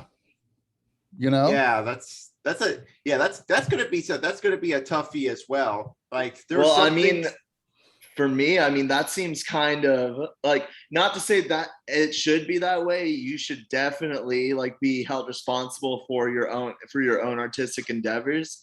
But at the same time, if you've never done that before and you make very little money on your funding, get ready to make an hour and 20-minute film with a very, very shoestring budget. All I'm saying is like, this is like a very extroverted industry. Like, is that, if that's the correct term? I forgot what's the. Well, we got those. Extroverts for sure. We got extroverts. Listen, though, it's not like that's going to be a problem for you right out of the gate, right? I mean, a master's degree, I don't know how anybody could do it in 2 years without being a zombie. It's a 3-year process, I think, the way they're structured. I did it in 2 years, and I can tell you it was not easy, because I was also balancing, you know, school with work, and that's always an issue, right? So, but you're not going to be hit with that right out of the gate. You know, you're going to talk to people like, you know, part of the curriculum in this class is talking about grants and stuff, and I personally have never qualified for a grant. And so I don't really know who I could get to come in and talk to you about grant funding, but that's a way of financing a master's thesis film. I know, for instance, Chris Odom can talk to you a little bit about grant applications and small film funding. I think that one of the films that's on his website, if you wanted to check it out, I think it's called Psalm 23 or something, is I think you finance most of that with credit cards. A lot of people will tell you stories about funding, you know, master's thesis films with credit cards and low budget films with credit cards. It's another way to do it. Saving up now, starting to save now is something that you can do. We've got this, we've got this terrific social media now. You can do crowdfunding. A lot of people finance thesis films with crowdfunding if your idea is strong and your pitch is solid. Okay, one of the reasons why I teach pitching in my writing class. Pitching is more than just selling somebody a script. Pitching is convincing somebody who wants to finance something that their money is best spent with you and your ideas, right? So whether it's a film or a script, the pitch is kind of the same. You got to have a concept that's well articulated, that shows vision, right? You have to be organized in the elements and components of that story and present them in a way that's compelling. So you have an audience that goes to see a film when it's done. You've also got an audience that you go to see when you're looking for the money to do the thing in the first place. It's a different audience, but the dynamics are the same. You're coming with an idea and they're either buying tickets or helping you fund your budget. But either way, you're selling them your idea. You're selling them you and then your idea. So if you wanted to go in, for instance, have you ever looked at the credits at the end of a major feature film and look like way down after the music credits, right before they tell you they didn't hurt any animals, there's usually a thank you to the financing institution that helped them with at least their pre-production budget. And through the late 90s and early 2000s, you would have found that the bank that most of them were thanking was a bank in Germany. Okay. And a lot of folks were going and hitting that cash register over there. Okay. Because there was it wasn't the one that's in the news that was in trouble with Donald Trump, but it was another financial institution that was doing a lot of business with the film industry, and they were giving a lot of money to people for operating budgets. I think they were trying to attract production into Eastern Europe like that, to shoot in Bavaria, shoot in Prague, shoot in Germany, shoot in Berlin, right? And so the banks were kind of open to the idea of doing business with the film industry to lure those economics to their part of the world. And I think it worked.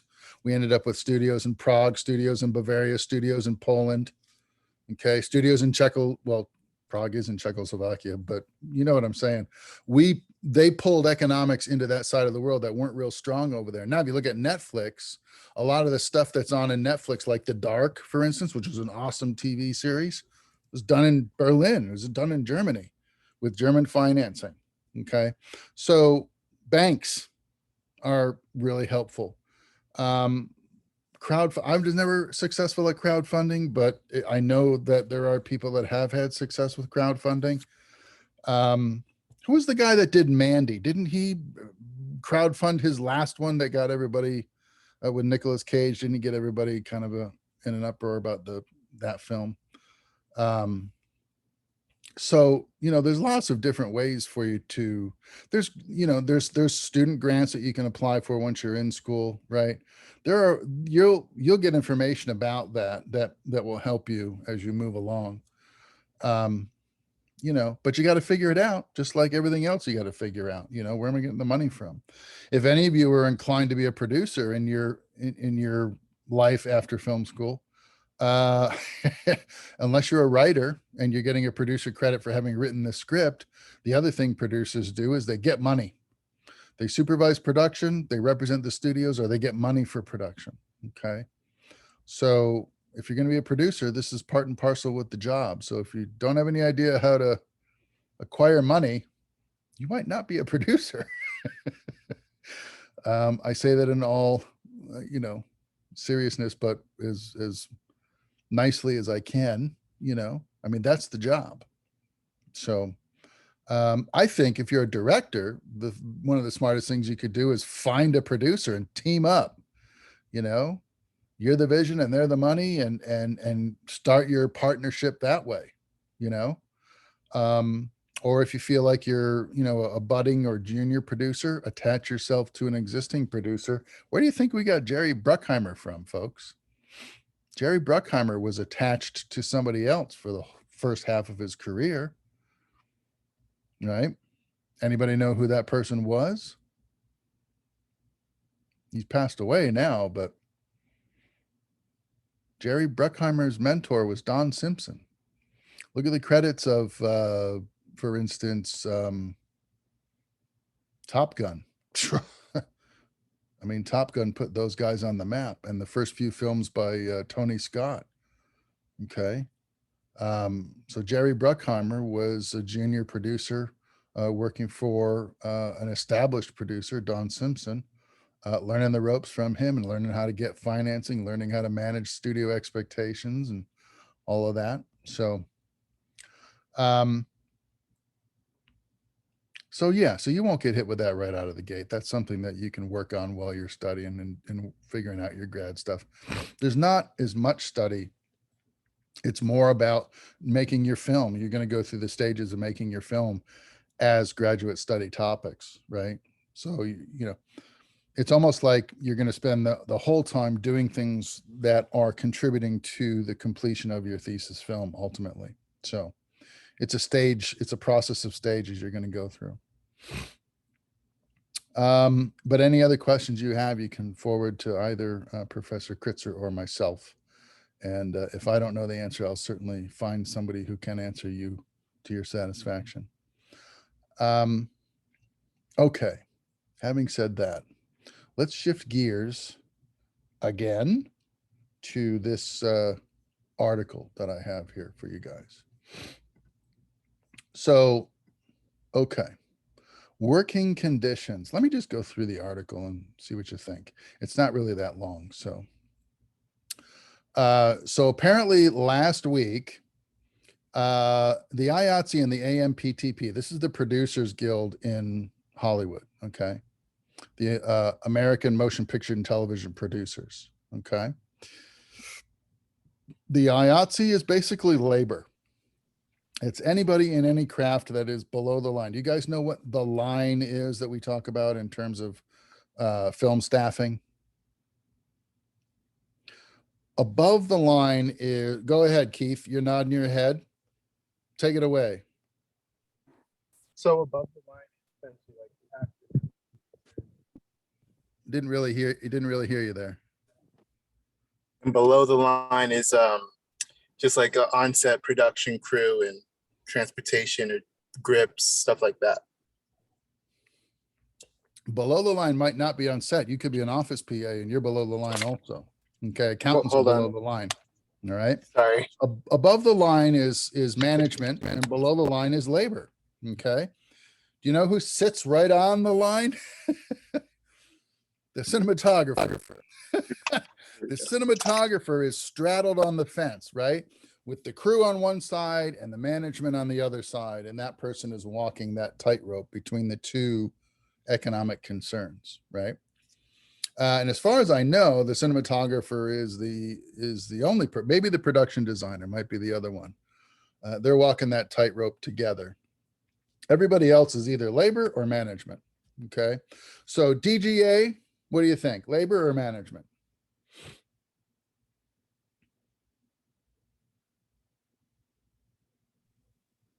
I'm gonna say management. Could be wrong. Management, he says. For the, what's DGA? What's DGA? Well, no, it's Directors Guild of America, is it not? Directors Guild of America. Director management. Okay. Producers Guild, AMPTP, management. Okay.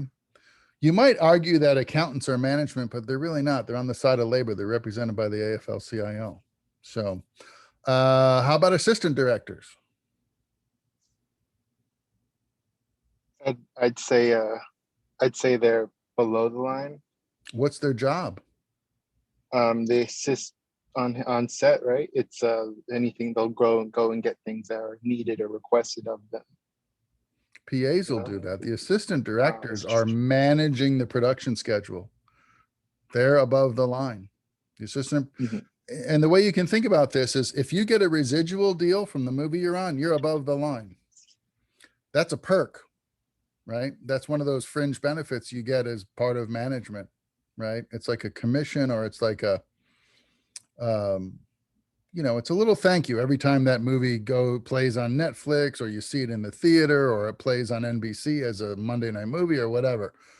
All right. If you're getting residuals, you're above the line, and the actors are also technically above the line. The actors, if you can think about it, are the product, really. So they're above the line.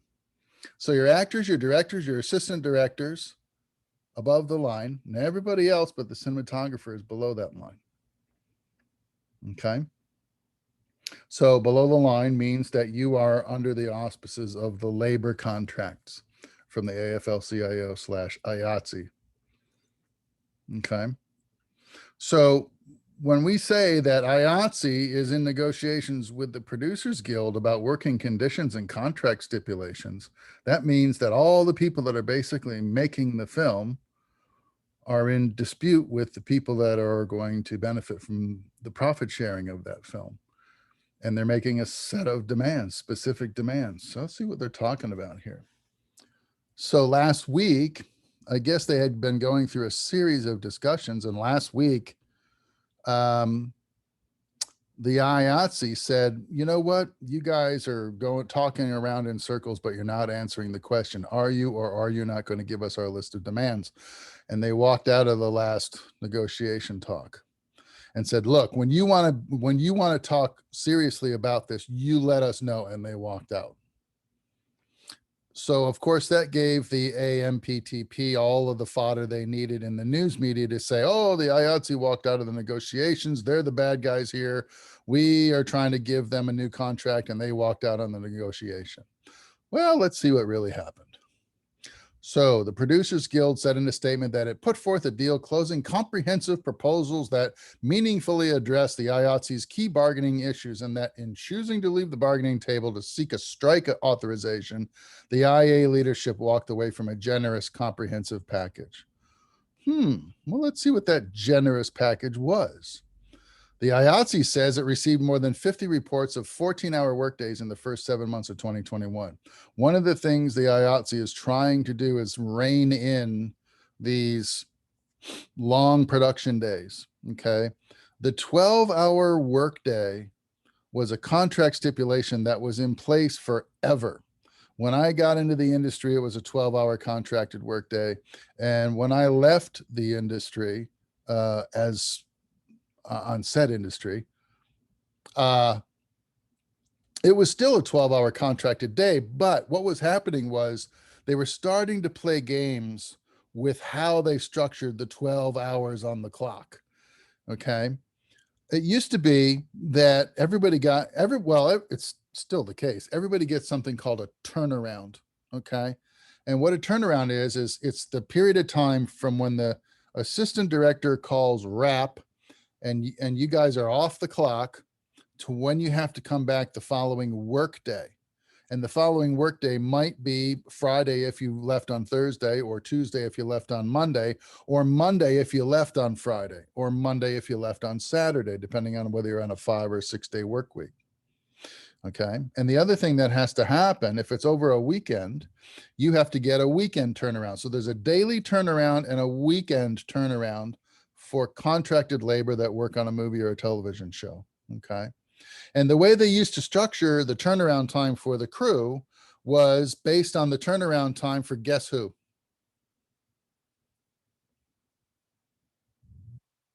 Anybody? The actors. So below the line, the IATSE would look at the SAG contract for the movie.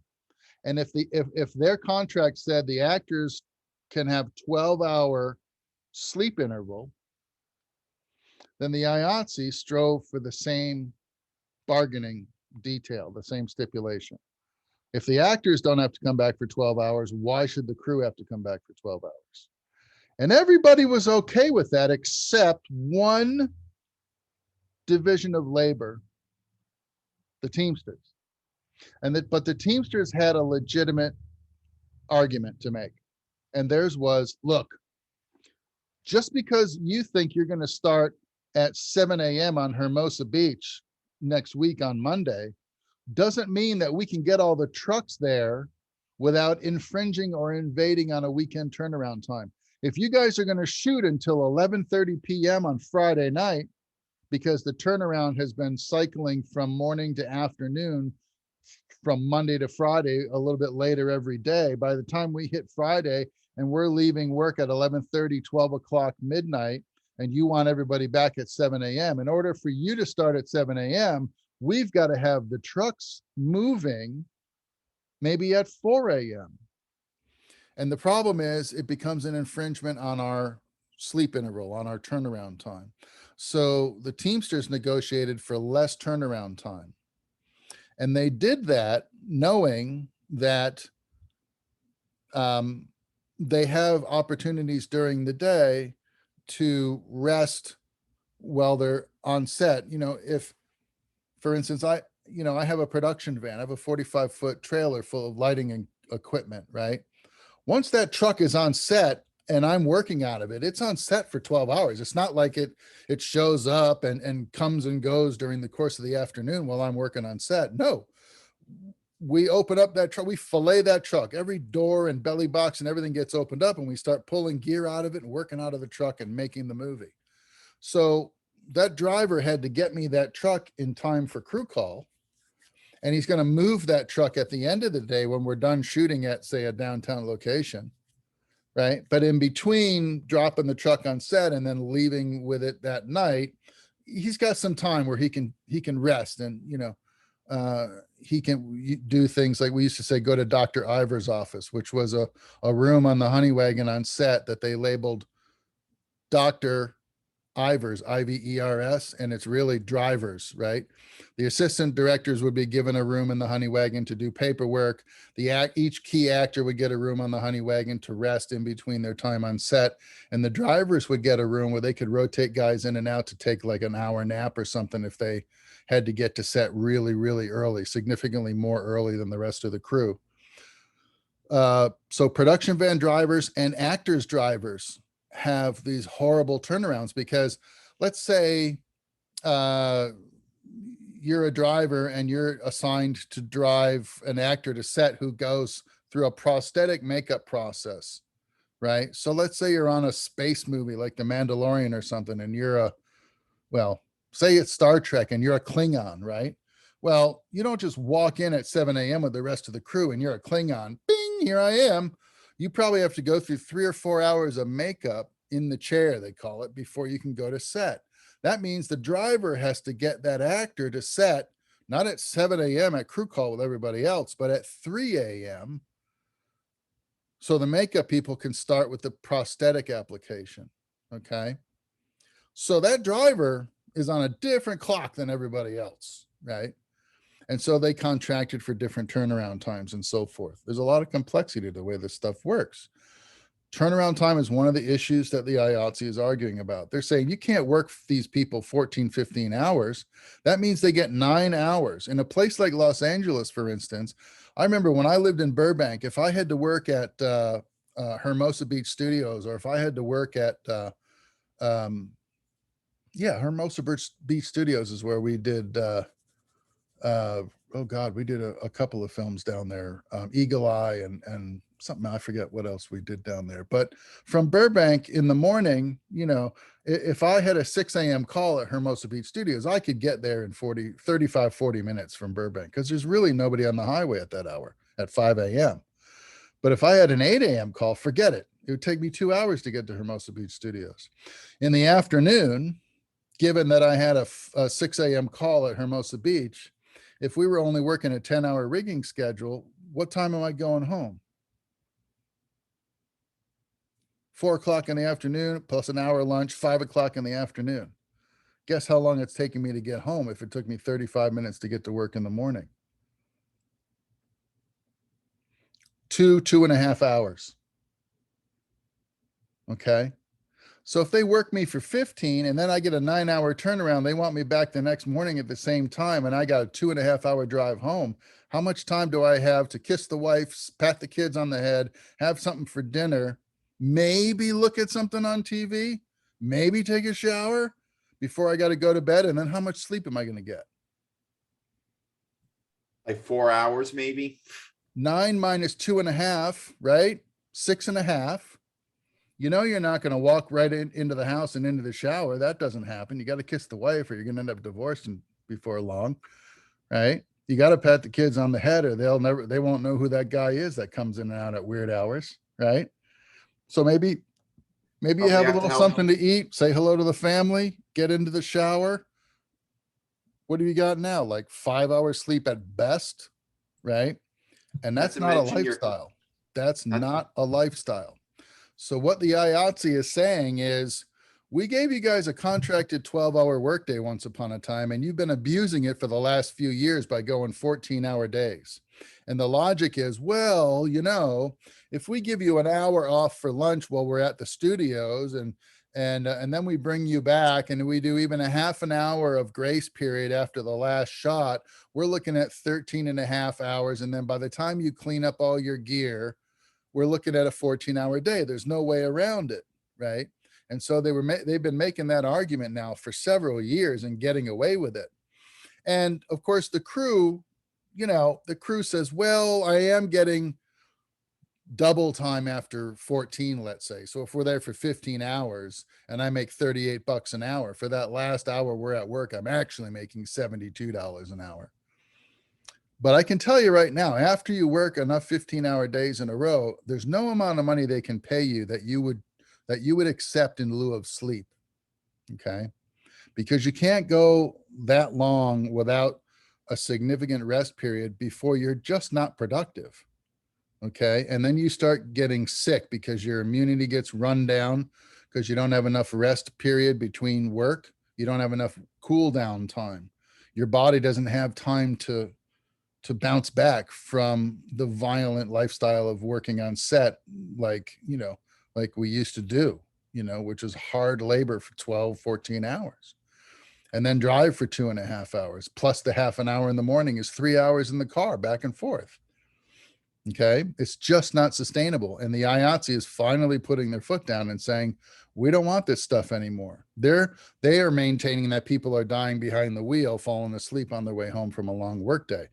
And while there's no data to support that, that doesn't mean that it's not happening. And that doesn't mean that we haven't heard a story on the news time and time again about somebody falling asleep behind the wheel. Okay. I'm sure that happens. Of course it happens. I know somebody personally who fell asleep behind the wheel and was in a coma for, I think Robert was in a coma for about 6 months. So I knew a guy he lived in Orlando and he was driving back and forth and working a lot in Miami. And he was a really smart guy who was making this miraculous crossover from set electric to director. This is how smart this guy was. And he was going down to Miami and he was directing a commercial, and he did the commercial was some crazy 16, 18-hour day. And then instead of making production get him a hotel room so he could sleep off the night and return home the following day, he opted to drive home. Well, the drive from Miami to Orlando is at least 3.5 hours. Okay. So somewhere in between Miami and Orlando, Robert fell asleep behind the wheel and he crashed his car. Okay. And he was in a coma for at least 6 months, as I recall. How is he now? That's the rest of my story. Okay. My bad. So Robert finally woke up, to everybody's, thankful, elation. He finally woke up. But when he woke up, he wasn't the same guy that went to sleep. He was not the same intellect as he had been before his crash. Okay. And I can remember speaking to him after his crash, and the cadence of his voice, the way he spoke, his word choice, and his body language was that of a person who had a major disability. Okay. So at some point, his comatose brain had gone a significant amount of time without oxygen, and he had brain damage. Not enough for him to cease living and not to be able to function, but he was definitely not functioning at the high level of a director who does commercials for television. Not the same guy at all. Okay. So it happens. It happens more than you think it does. And usually the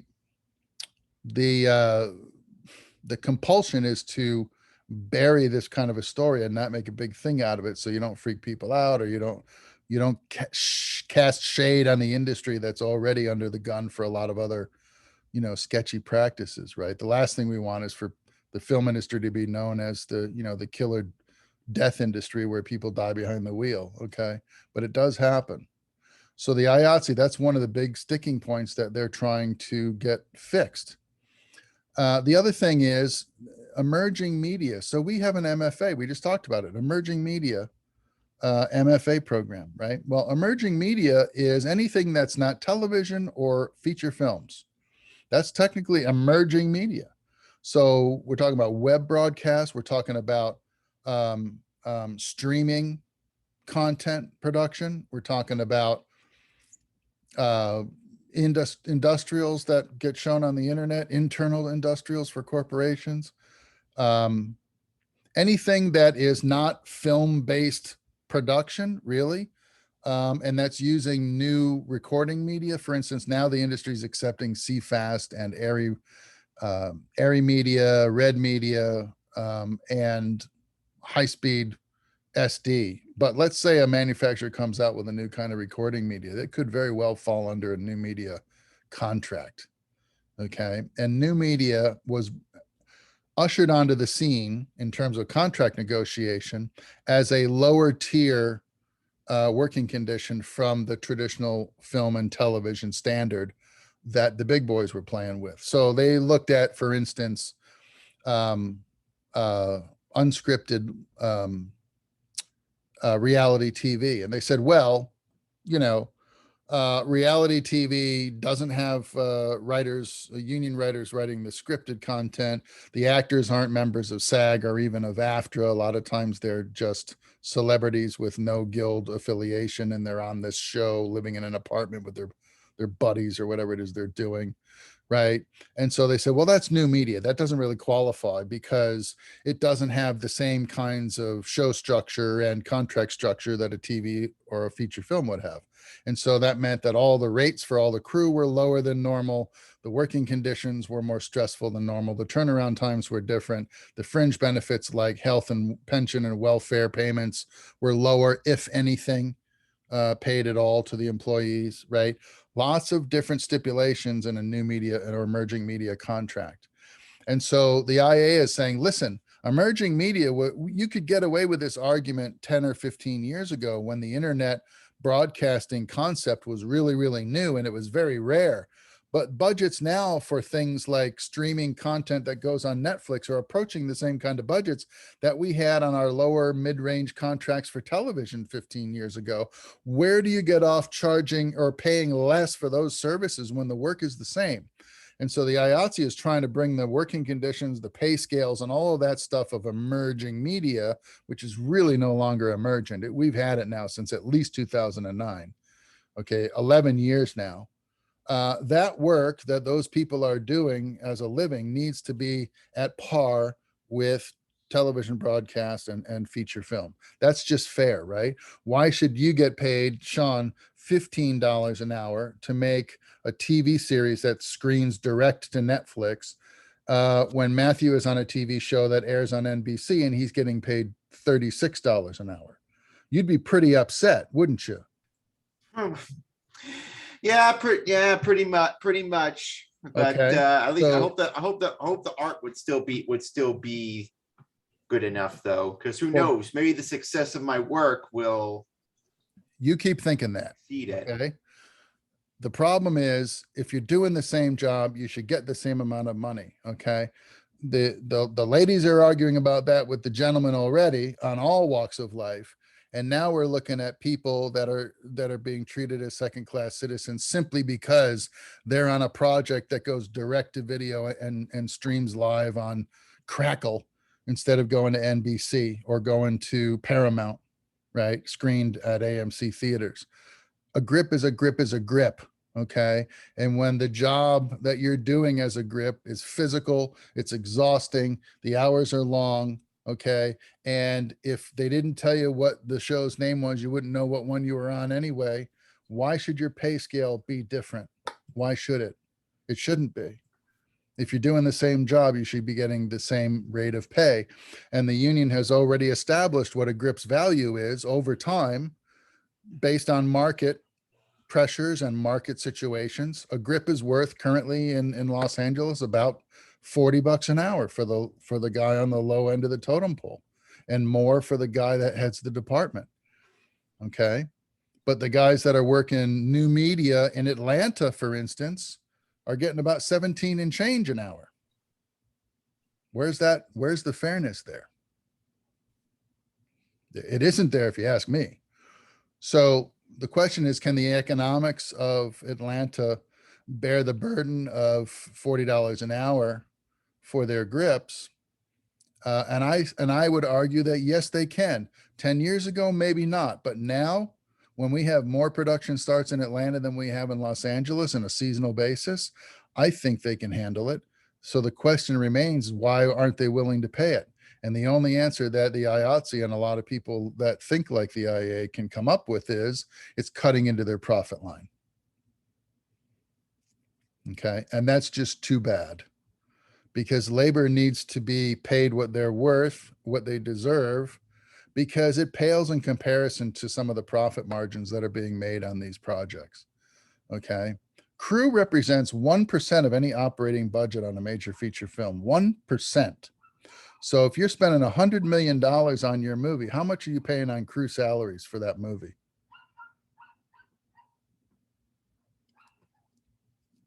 Come on, guys, this is basic math. 1% of 100 million is what? 1 million. $1 million.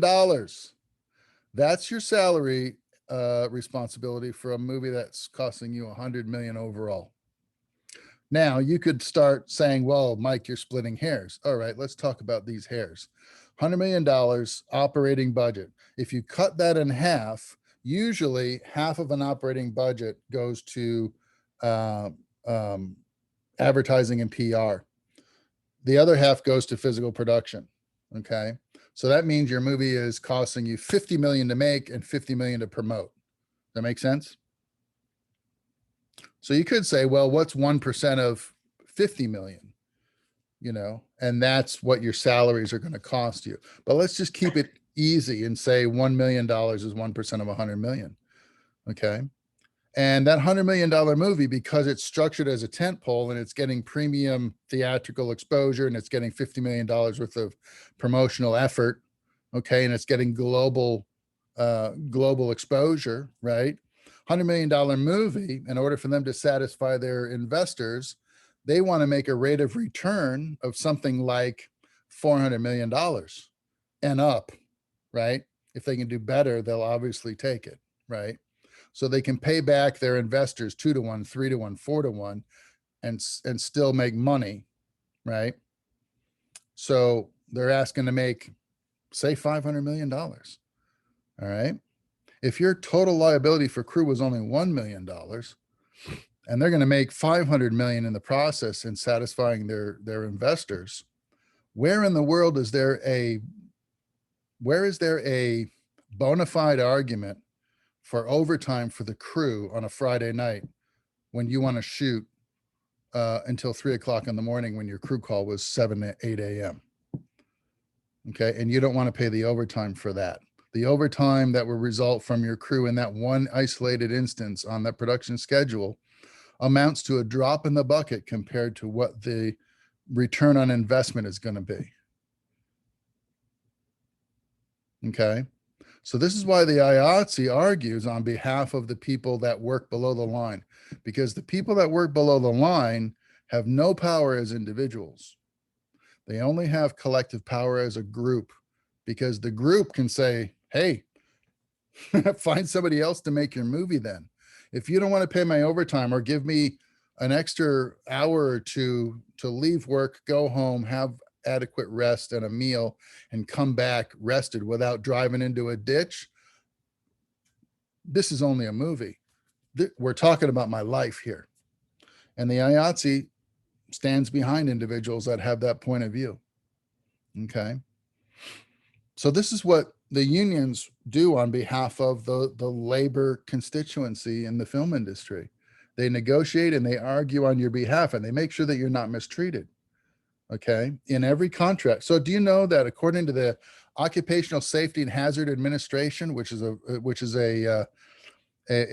subsidiary of the federal government that is charged with creating regulations and operating functional regulations for business in the workplace, says that every 4 hours, an employee is supposed to get 15 minutes to sit down, to get off their feet, rest, sit down before they have to resume work.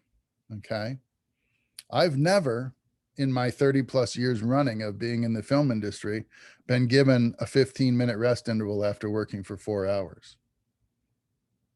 It doesn't happen. It's one of those things that I have to just sort of decide how and when to pick my battles and say, I'm not going to hold out for that issue, but I'll tell you what I will hold out for. If my crew call is 7 a.m. and I'm working under a contract that's protected by IATSE negotiation, that means that I have a contractual right to a meal break of at least 30 minutes at, does anybody know what time it would be if my call time was 7 a.m.?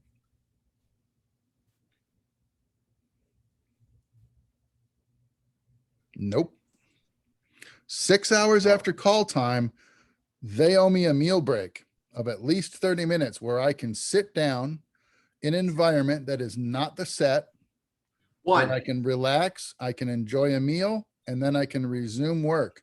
They don't necessarily have to provide me the meal, but they got to give me the rest period of 30 minutes guaranteed off the clock and away from the set. one. What's If that? it's 6 hours after 7, 1 p.m. Yes, 1 o'clock. 1 o'clock, they owe me lunch. And for my whole adult life, if I didn't get lunch at 1 o'clock after a 7 a.m. crew call, I was given something called a meal penalty. It's an infringement on my time. If they say, well, we know we owe you lunch, but we're almost done with this scene. Can't we just finish the scene first and then go to lunch? No, you cannot. You have to break the crew for a minimum of a half an hour so we can rest and eat in a situation that is not the set. Now that Mhm. reminds me of a situation in Jumanji. Hold Like, that thought. Hold that okay. thought. So if they don't do this, let's say they break us at 1:15, okay? They owe me a meal penalty, and usually the meal penalty is, well, the last time I checked, it was $25. And then for every 15 minutes after that, it was a sliding scale. So it went from $25 for the initial meal penalty. By 1:30, if I haven't stopped yet to eat, I get another $18.50. And if I still haven't stopped another 15 minutes after that, I get another $15. And if it's another 15 after that, they owe me more money. And if it goes even 1 minute past an hour after they were supposed to break me, I go into a special wage bracket, which might be time and a half or double time for them violating my meal break. That's called a fringe benefit, and that's the meal penalty structure system, the way it used to work. Okay, so you can see where if they want to shoot till 1:30 in order to get a scene finished, they have to pay me upwards of $38.50. No, more than that, $43.50 in meal penalty infringement. You see that? Now they can call something, and our DGA representative might be able to shed some light on this. They can call something called a grace period. And according to the contracts, the way they used to be written, the grace period could happen once a week, because sometimes, like on a TV show, you really do get caught to a situation where if you just had another 10 minutes, you could finish that last piece of coverage and be out of that scene and start a whole new scene, maybe a different part of the stage or on a different set after lunch. And so there's a lot of incentive to want to shoot that out and get it off your plate. They can do that once a week. And then after that, the meal penalties kick in immediately. Okay. That's called a fringe benefit, and that's part of every union contract. All right. But one of the things that they started playing with, I worked on 78 feature films and over 400 episodes of television. And on only two jobs I can think about in all of that time, which constitutes about 30 years of filmmaking, was I ever on a contract that didn't have the 6-hour meal interval. We worked on something called French hours. And what that meant was you were going to be at work for 10 hours of standard time on your pay, on your rate, right? Standard time for 10 hours. For 10 hours. And you would get a walking meal break. So in other words, shooting wouldn't stop after 6 hours. It would continue for 10 straight hours. But what would happen is the department heads would send certain amounts of crew to lunch to go through the line at a caterer, get a plate of food, and eat it as they return to the set and resume work. And for every hour you worked after those 10 hours, you got paid premium time, usually double time or more. We call that golden time, when you're making twice your rate. So when I was on the Truman Show, okay, the Jim Carrey movie, we worked French hours. Okay. But on the shooting crew, we never worked less than a 14-hour day. So after 10 hours, for the remaining 4 hours of every day, I made double time. So for the first 10 hours, I made straight time at about, I think I was making about $36 an hour on that movie. For the last 4 hours of every day, I was making $72 an hour to work on Truman Show, because they were shooting well past the 10-hour break of a French hour contract. Okay. So the industry caught wind of that and they said, whoa, there's an interesting thing. They looked at the possibility of working with rotating crews on things like television and say, we want 2 crews to work on a TV show. We want we want the first wave to work 8 hours, and then we want those folks to go home, and we want to bring another crew in to work another 8 hours. And then we can get 16 hours of work done every day, all at straight time with no overtime. And the industry said, that's not going to happen, right? Because the last thing all of us want to go back to doing is working an 8-hour day in the film industry and not making any of the overtime or any of the fringe benefits we've been making for years. Why would we give back all that money now so that they can make more and give us less? That's not the name of the game. The name of the game is they got a bag of cash and we got to get as much of it as we can. Okay. So they kicked that contract out a long time ago. But then they looked at the French hour concept and they said, well, what's the reality of being able to shoot on a 10-hour day? Because what happened a long time ago was they realized, particularly in television, that they were doing more work than they could complete in 12 hours. And part of the problem was they would arrive at location, unload the equipment from the trucks, build the set or build the lighting for the set, build the dolly tracker, whatever, then shoot for 12 hours. And by the time they did all that, they were into a 15-hour day. So they said, well, if we pay the crew 3 hours of double time, that's like paying a crew 6 hours of straight time. So why don't we create this thing called a rigging crew, and they can come in off production hours and set up all this equipment for us ahead of time. So all the shooting crew has to do is walk into the set at call time, turn the switches and turn everything on and start working right away without any setup time. And then they can walk away at the end of their day, and the crew will come back after an 8 or a 10-hour sleep interval and clean the mess up. So we can have a rigging crew working off production and a shooting crew working on production, and we can keep to the 12-hour contract of the shooting crew, and we can stick to a 10-hour contract for the rigging crew by the time they put it in and pull it out. And they'll work for straight time on their contract, and we'll save a lot of money with overtime. And so the rigging crew concept came to being in Hollywood, and that concept has now traveled east after a number of years. And we have rigging crews on major feature films and television production now on the East Coast that never existed before. And then the French hour thing, they started looking at it again. Well, we had riggers on for 10 hours and the crew on for 12. What if we keep the riggers at 10, but then we give the shooting crew a 10-hour contract also? We can figure out a way to shave 2 hours off of the production time, right? And they started doing that. And in the process, we don't have to stop for lunch either. It's a win-win for us, right? And so they started abusing the French hour contract. And so the IATSE is fighting right now over turnaround time, sleep period for everybody, overtime, French hour contracts that are being abused. And what was the other thing I mentioned? New media. Okay. So those are the major stipulations of the new contract. And the only thing that the producers really sent back in acknowledgement of all of the contract negotiations that was going on was the new media. They said, well, we might be able to agree to a better working condition and pay rate for new media. That was their only real concession. Improve minimum rates to with an 18% increase. That was the only real thing that they came back in response to the IATSE's demand. So that's why the IATSE walked out of the negotiations. Okay.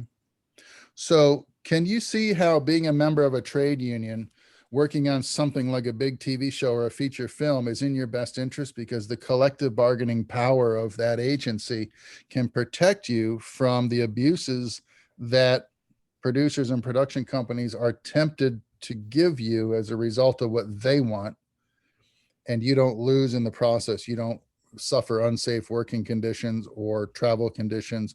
You get proper sleep, you get adequate meal breaks and so forth, and you make what you're worth.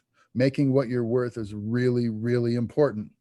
You folks are going to be offered a lot of work when you get out of school, 50 bucks a day, or we can't pay you, but we'll give you lunch and a credit on our feature film. That's okay for a little while. That's okay for a summer job, or if you need credits on your resume and you're absolutely desperate to say you worked on a movie of some kind, any kind, to give yourself some credibility on a resume. But that is not a lifestyle where you've got bills to pay or a family to feed. Okay. So you need to be concerned with the rates that you're making and how those rates compare to your established market value. And if you ever want to know what your value is as an employee, you can either go to the federal government's websites, the same websites that service the what's it called, the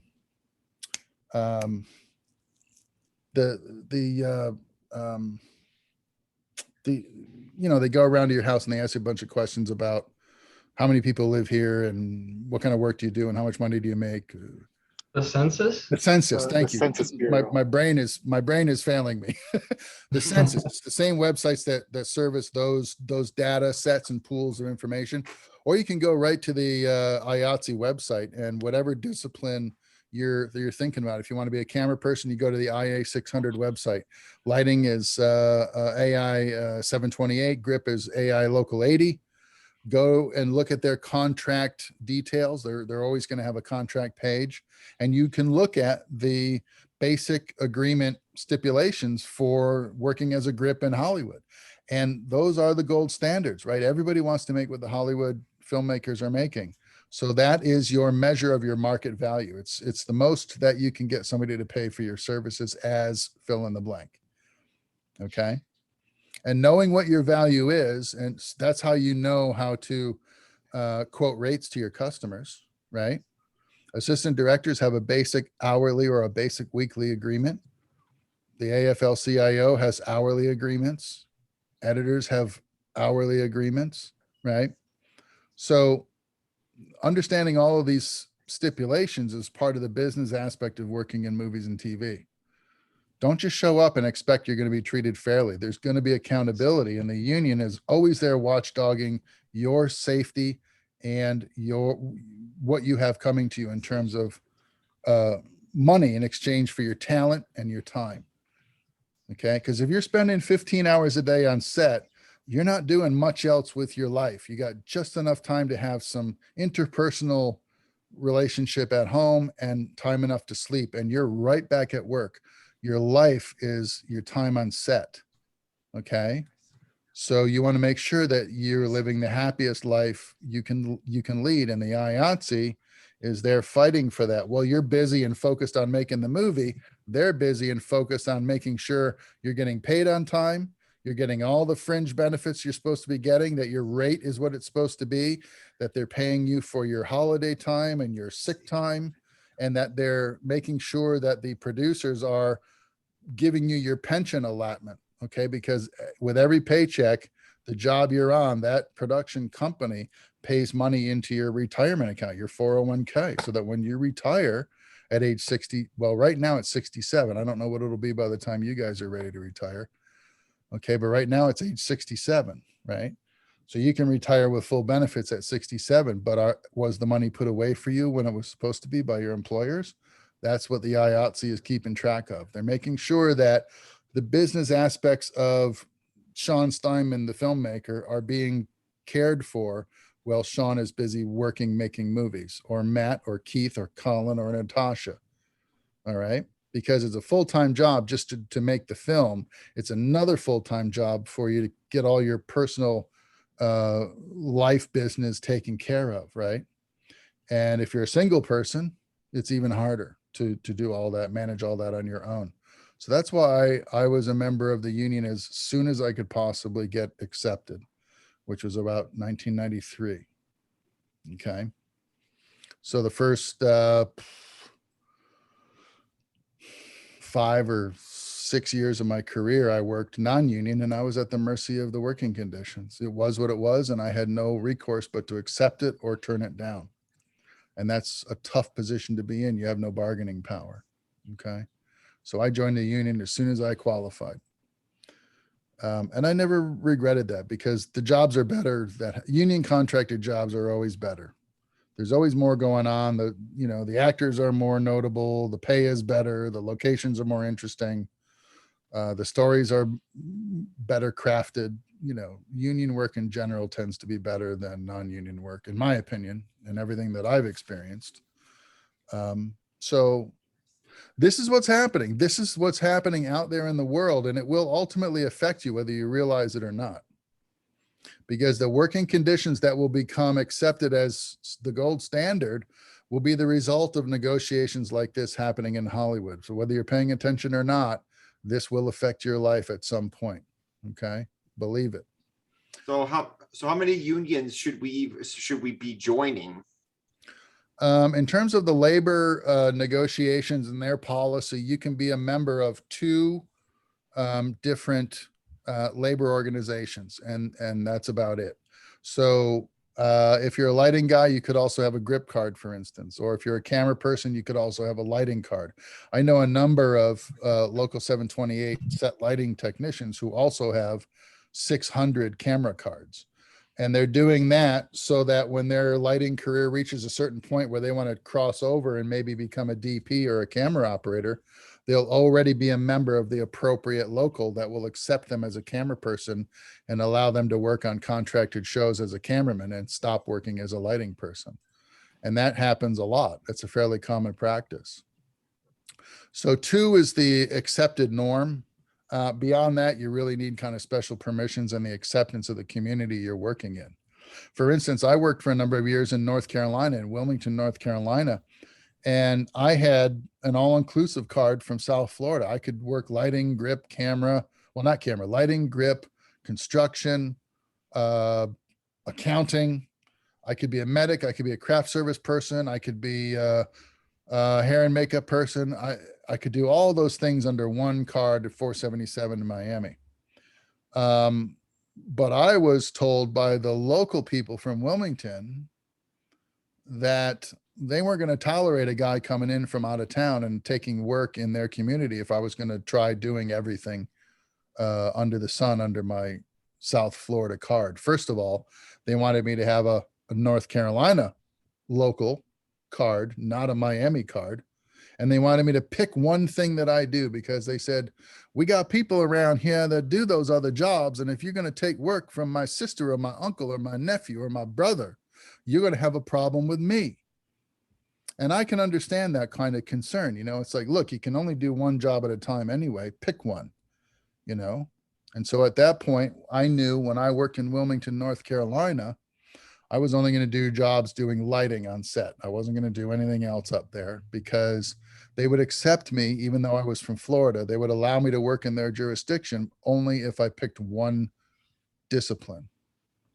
So, and I thought that was fair, and out in Los Angeles, of course, you don't do anything but what your card says. So if you have a lighting card, you're not supposed to, you can't take grip jobs. They just won't allow it to happen. So, it boils down to, you need to make a choice. You need to decide what it is you want to do for a living. And then you need to do that thing and get really good at it and get a reputation and a resume that supports, what you're talking about. And you're a good idea to hire when they need somebody like you on a big budget movie, right? You don't want to be the jack of all trades because he's a master of none. And that's the old expression. A jack of all trades is a master of none. What you want to be is the master of something that you're so good at that everybody knows they should call you to do that thing when they need it done. That's called a reputation. And you want to preserve that and build that over time so that when they come out with a $200 million movie and they need a key grip, there's a very short list of people those producers are going to call that they know and trust. And you want your name to be on that list. You know what I mean? Because a $200 million movie in Hollywood pays a key grip nowadays, man, $50 an hour. That's not too shabby. Key grip for a long time, the key grips in in Vancouver, British Columbia, were annoyed with the IATSE, and they were almost going to all quit the IATSE, the International Alliance of blah, blah, blah. They were going to quit that whole deal and say, we're not going to be union anymore, because a key grip in Los Angeles at that time was making about $40 an hour, $42 an hour. And at the same time in Vancouver, British Columbia, Canada, a key grip on a show like Battlestar Galactica was making about $18, $19 an hour. And they thought, why should a Canadian grip make less than a grip from LA when we're doing the same kind of TV? It's going to end up airing in your markets anyway. Why are our key department heads being paid half of what your Los Angeles department heads are being paid? And the only argument they could come up with was the difference in the cost of living. They said, well, it costs more to live in LA, so the key grips in LA make more money than the key grips in Vancouver. And that, that's not a strong enough argument. Just because I'm smart enough to live in a city that doesn't cost me my entire living to function there and to flourish there, doesn't mean my working rate should suffer for it. Because, and here's an argument that you might consider. The guys in Vancouver may have less access to work than the guys in Los Angeles, because there's a lot more work in Los Angeles. Now, Vancouver is a really big production city now. But in the early days, it wasn't a big city at all. And those guys were making half of what everybody else was making, because technically it was cheaper to live there. But it's like, but they get less work too. So they spend a lot of time out of work waiting for another show to come in. And the last one they worked on, they got half of what the guys in LA get. And they work all year round because the work is plentiful there. So where's the fairness? So now the Canadian crews make virtually, minus the exchange rate, I think they make part of what the US technicians make. But that took the IATSE to get involved and get that situation resolved for those people. Otherwise, they were getting dinged on their paycheck for no real good reason. So that's it. So look, they're talking about the work week, 70 or 80 hours, 80-hour work week. How long does your old man work, George, Jorge? What kind of hourly does your dad do? 40? Well, actually not right now. He's actually recovering. Got sick a while ago, so nothing right now. I hope he's okay, but normally he would have worked about 40, right? Yeah. Maybe 50 if he's getting some overtime. Yes. Look at this average work week of the people doing TV in LA. It's 80 hours. That's twice what normal people are doing for a paycheck. And they're saying, look, does this really need to be the reality? Because basically what you're doing is you're making us work twice as hard as the rest of life. Everybody else who's not in the film industry, with the exception of maybe EMTs and doctors who work those crazy 48-hour shifts, or firemen, aside from that, everybody else is pretty much working an 8 or a 10-hour day. Why are we working 80 hours a week? For a TV show? Really? I mean, I can see an EMT working long hours. They're out saving people from dying of heart attacks and slip and falls and car accidents. We're just making a TV show. Why do we got to be working 80 hours? Where's the justification for it?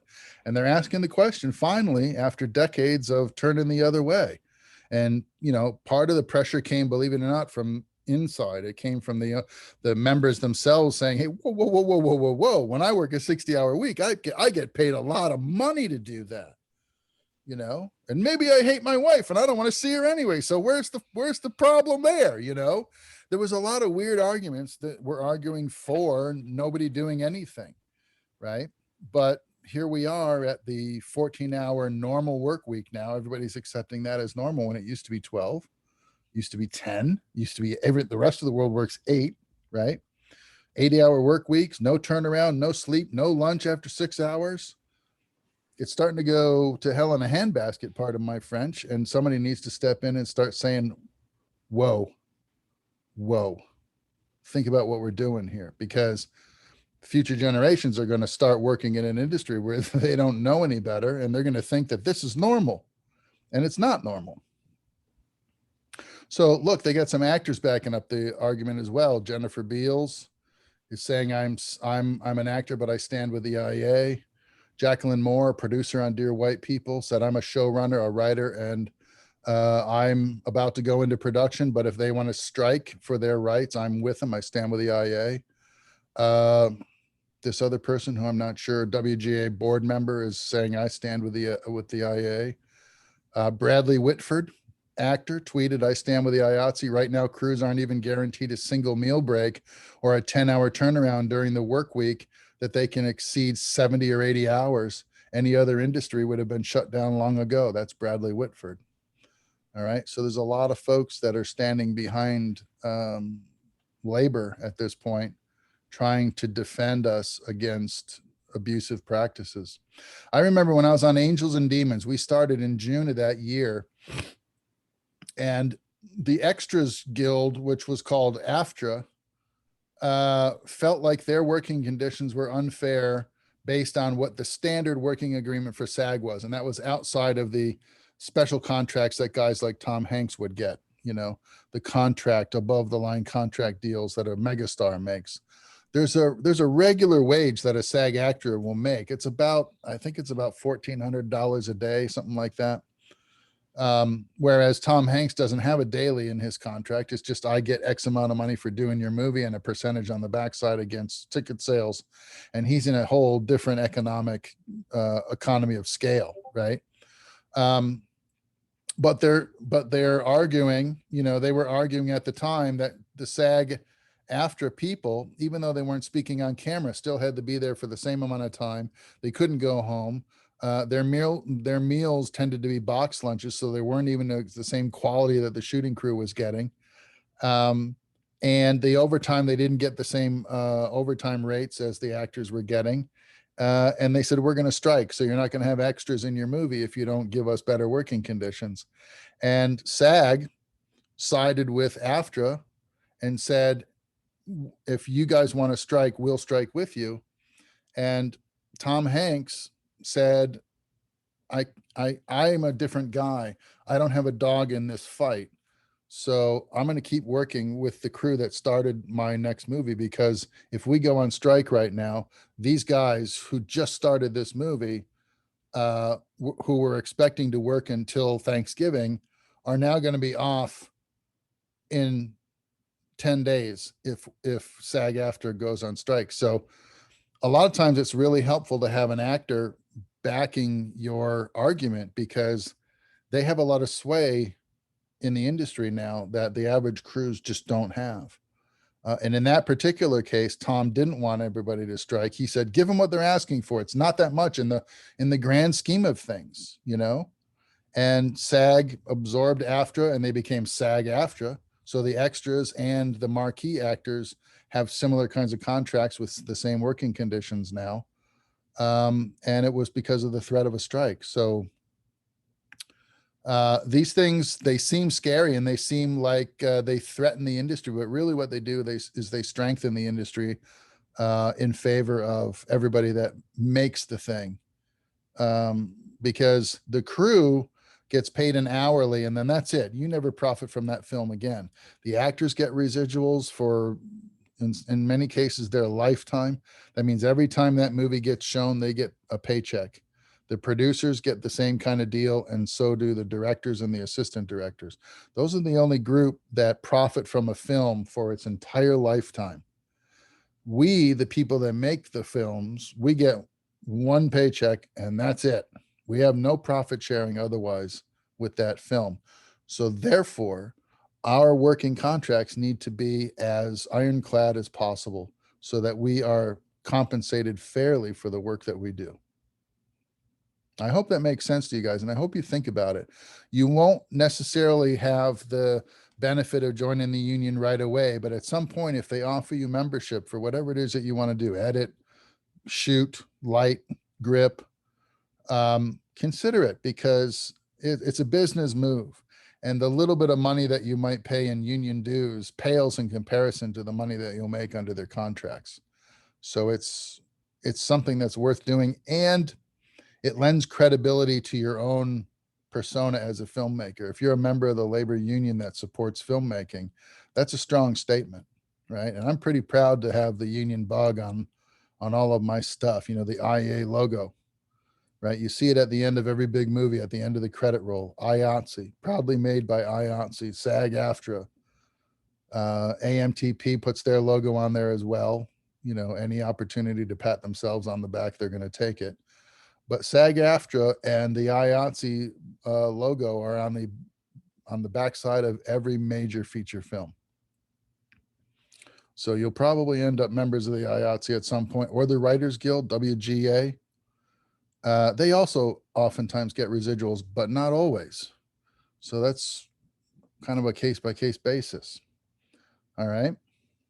So that's what's going on in Hollywood right now. That's the world at large that you are about to belong to. And this is the kind of thing that goes on that you should be aware of.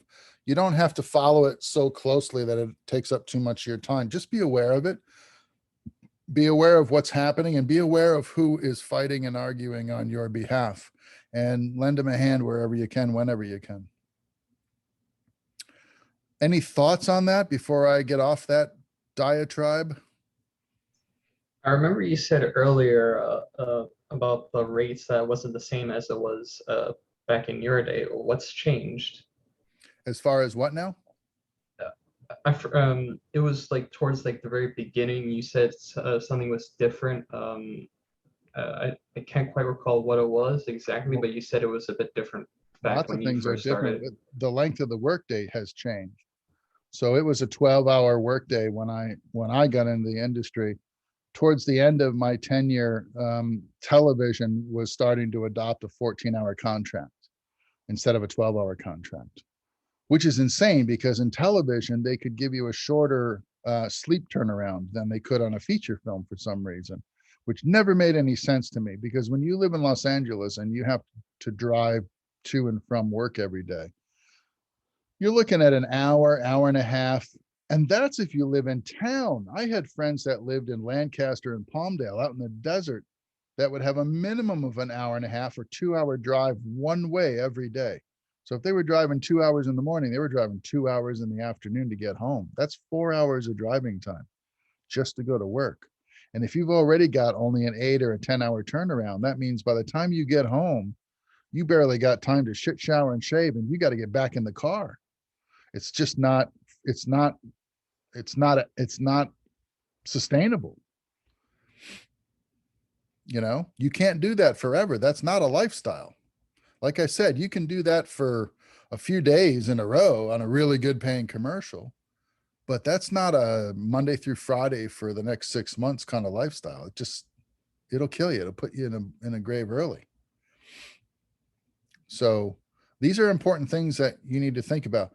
And it's, you know, it's not much different. You know, if you were in any other walk of life doing a job at the corporate level, you know, there's always contract disputes, and there's, you know, payday disputes, and there's wage and rate disputes.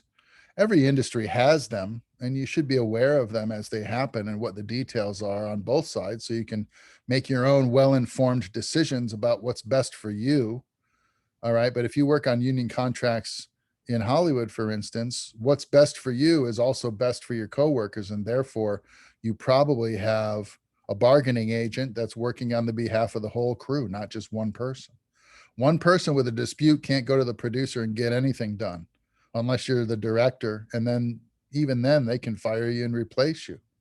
You know, anybody who watches Marvel movies knows that's the truth.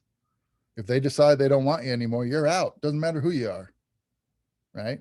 The individual has very little say in the conditions, but the group can have more weight in an argument versus a corporate lawyer, for instance, representing Paramount or Universal. Okay. Just think about that. You'll see and hear more of this once you get out into the world. There's the IA bug right there.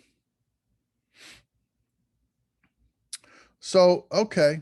So that's all I want to say about that, because I think I've flogged that dead horse long enough. But does anybody have any questions about what I have sort of presented to you? Okay. Don't let it bother you. Don't be scared by what I've just said to you. It's nothing to be afraid of. It's just what goes on behind the scenes on a business level of an industry that has a lot of economics driving it. Okay. The film industry is, it's a multi-billion-dollar industry, $9-10 billion annual industry. The video game industry makes the film industry look like child's play. The money changing hands in the video game industry is about 100 times more than the film industry, believe it or not. But it's part of life and it's part of doing business that you should be at least aware of. Okay, having said all of that, blah, blah, blah, what do we want to talk about? So I asked you if you wanted to workshop any of your reels, and I got at least one taker. So let me pull up. Do you like George or Jorge or what? Yeah, you could just call me George. Everyone does it. Okay. Well, whatever you want. So George, I've got your reel here somewhere. Let me find it. Ba-doop, ba-doop, boop, boop. And it is, yeah, right here. Okay. So did you read my comments? Yes. Okay. So what I didn't want to do is I didn't want to bring it up in the, what is it? It's the speed grader, because then other people and their comments and grades are visible, and I don't want to do that. So, because it's a violation. So I downloaded your reel and I put it in a student folder in that week for the class. So what I'll do is bring up your reel and show it if you're okay with that, and then we can talk about it if you want to. Absolutely. Okay. So what we're looking for now is feedback on George's reel, which was part of your week 3 assignment. It's the extra credit assignment. So here we go. So we have this really nice graphic to start with. And then I'm just going to hit can you guys see it all okay? Let me close this box while I'm at it now. I'm going to take that as a yes. And I'm going to hit play and we can check it out.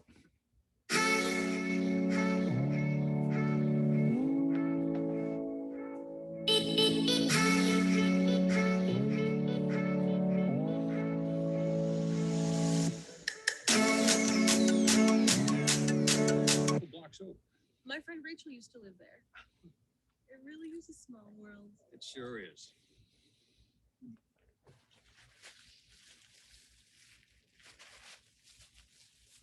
So your grand.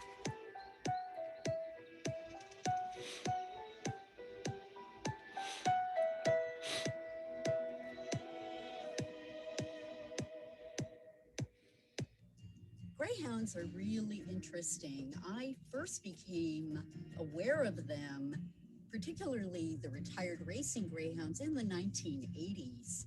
I have a brother who lived. When I touch a Bearcat and then look at the team, it really is for me a feeling of completion, that we know where we came from, we know where we are now, and what's that? What? No. Why are you ordering? What we have here is a failure to communicate. Huh? Sit down now.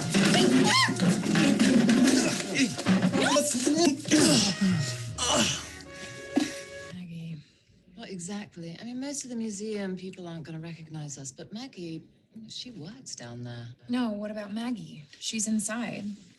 Said that. She just. If you would just. No, yes. Listen, the show, and even the music that was composed in the show, it all came from the animal. We brought in a Broadway producer to help us establish what the overall content of the show would be.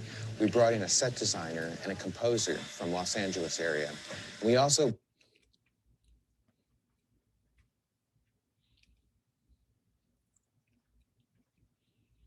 Okay. Windows Movie Maker. Pardon me? Windows Movie Maker. I can tell how this what this was edited with. I'm using Adobe Premiere Pro. Oh, that's Adobe Premiere. It looked like Windows Movie Maker in the end. No. That's akin to, leaking a lady's age in mixed company conversation, dude. We just don't tilt his hand about what platform he's using.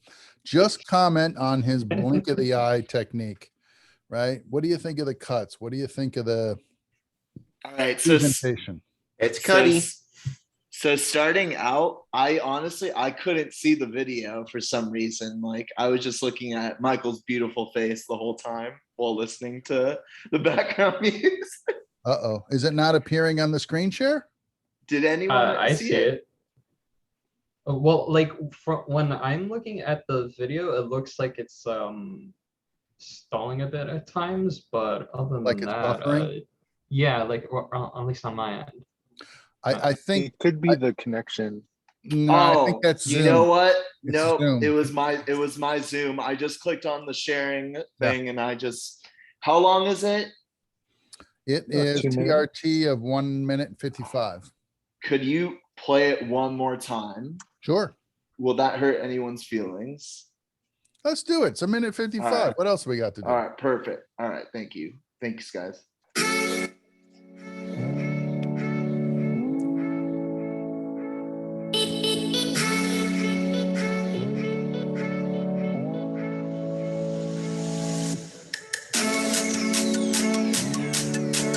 Blocks over. My friend Rachel used to live there. It really is a small world. It sure is.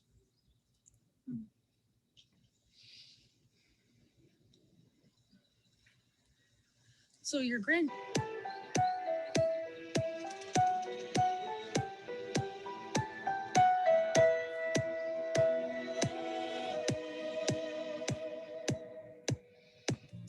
Greyhounds are really interesting. I first became aware of them, particularly the retired racing greyhounds, in the 1980s.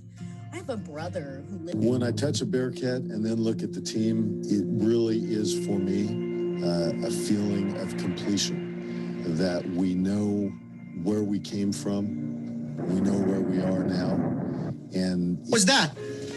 What? No. Why are you ordering? What happened? Here's a failure to communicate, huh? Sit down now.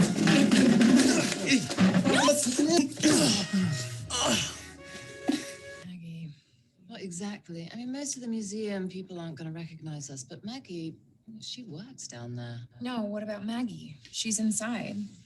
Said that. She You- just. If you would. No, hold on. Yes. Listen. The show, and even the music that was composed in the show, it all came from the animal. We brought in a Broadway producer to help us establish what the overall content of the show would be. We brought in a set designer and a composer from Los Angeles area. We also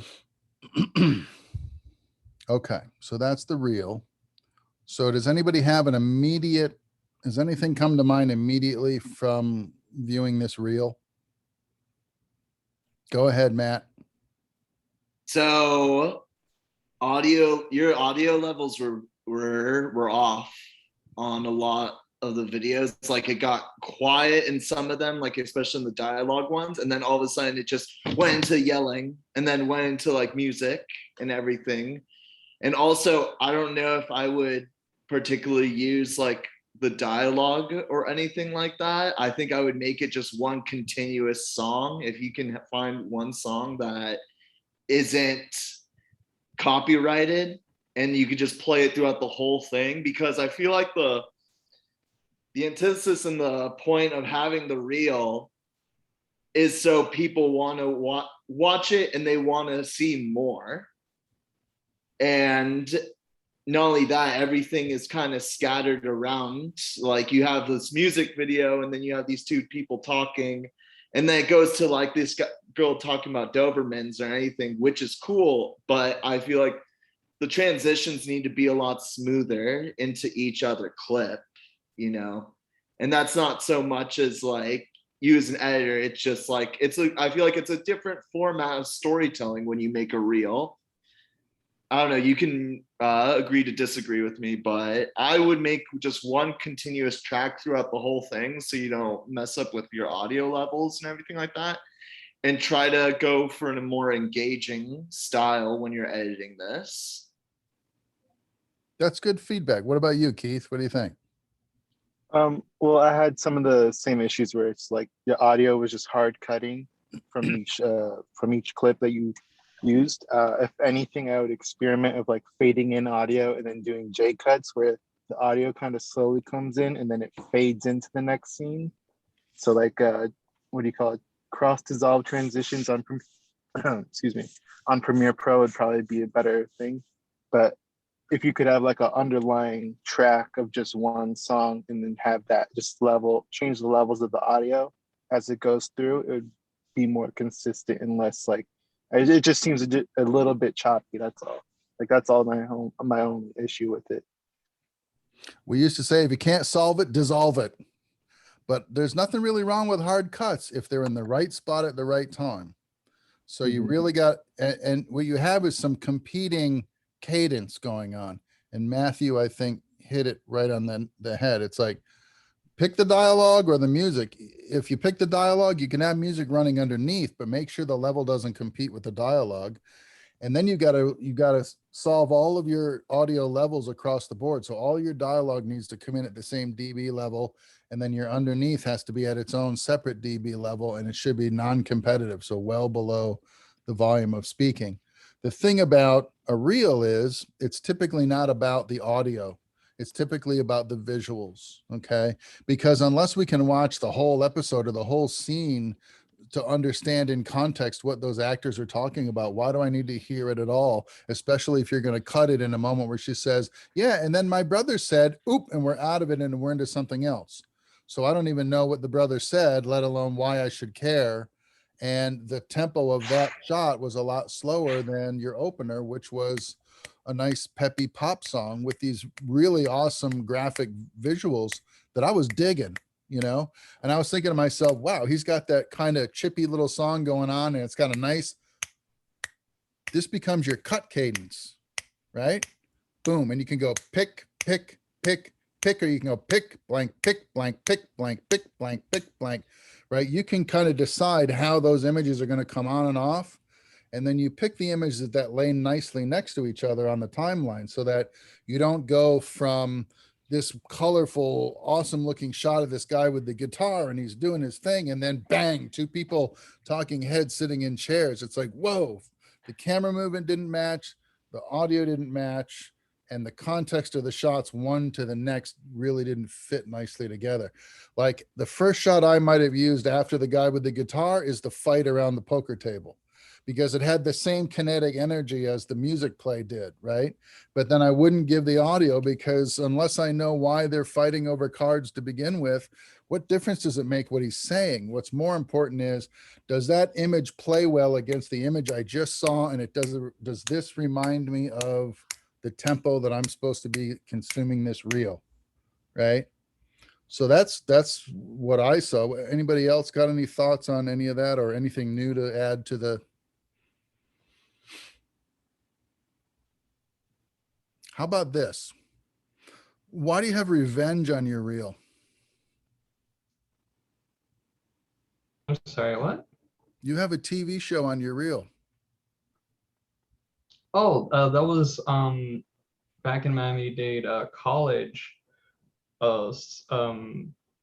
We were given footage to like work on as a class assignment. Like the Imagine Dragons music video, we were given footage in editing 2 class in UCF, and as a part of the project, we had to work as a group, and I was the one who who did the majority of the editing for the Imagine Dragons, and then for this one was back in Miami-Dade, which was to edit an entire scene. And this is one of the edits that I worked on. Okay. If you're going to do that, though, you need to tell your audience, which is a prospective employer, what that's all about. And if you're showing them a reel of all of your work, aside from this one, the other stuff is fine. But this is copywritten material. This is a TV show. This is Timothy Hutton. These are all well-known actors. Okay. This girl is a well-known UK actor. This girl, right? Oops. Where is she? Here.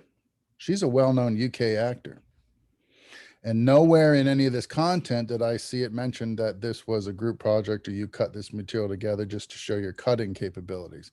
If you're going to do that, I would recommend making a separate reel of this is revenge.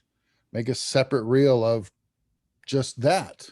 And then say, you know, repurpose content from the NBC TV series or whatever network it was, Revenge by so-and-so, directed by so-and-so, music by blah, blah, blah, copyright Universal Studios 2000 and whatever this was on, 13, I think.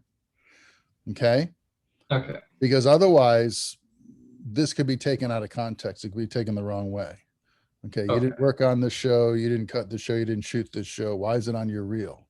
You know? Right. So it's just one of those protocols that we follow. Okay. If you're going to show us your cutting prowess and use pre-existing content that's copywritten, then make the whole reel about that and tell us right up front. This is for demonstration purposes. I am an editor looking for work. This material is blah, blah, blah from blah, blah, blah, shown blah, blah, blah on this network by this director and producer, blah, blah, blah, written by blah, blah. Okay. You gotta give an attribute to all of the people that have ownership of this content. You can't do this without attribution. Okay. Okay. So, and you emailed me about this. I think it's fine to have your credits scroll up. It demonstrates you can do this. I don't know if you did this in the After Effects or if you did it in Premiere. You can do it either way. One more thing that you're demonstrating that you know how to do. I think there's nothing wrong with that. What was the other thing you asked me? You asked me something. I was talking to you about these first couple of shots. So the very first frame is here. And then you have this song is copyrighted. Next frame. And then I said the other. So thing, I'll use this song instead. What song and which song? So don't tell us this. We don't know what you're talking about anyway, because we don't know the song you were going to use because it's not on here anymore. Right. So don't say any of it. Is this a needle drop that you bought from somewhere, or is it, you know, royalty free or? Yeah, it's royalty free. You can find it on YouTube. All I did was, you know, free music to use on YouTube, and then I found like a channel. So like Creative Commons or something. Yeah. All right. So if it's Creative Commons content, then just put. You see, like how you put compliments of SeaWorld down here, and it's you know. Oh, well, that was actually part of the footage that was given back in Miami-Dade. But you can do the same thing on the part of the video where the music is playing. You could also put it back here. Demo reel by George Uribe and music by blah, blah from Music Bed Creative Commons 2021. That's all you got to do. Creative Commons says you can use this and do whatever you want with it, but just please tell people where you found it. A, because that's the right thing to do. You didn't make this, we did. And B, other people will see your attribution and they might come and get stuff from us too. And we'll build our business by helping each other out. You need music and we need customers, right? That's just commerce. That's just fair, right? So tell us where you got the music, you know, and that's all you got to do. And I agree with Matthew. I think that, you know, I would have let this little tune play through the whole thing. And the other thing I noticed is the first clip is like a second long.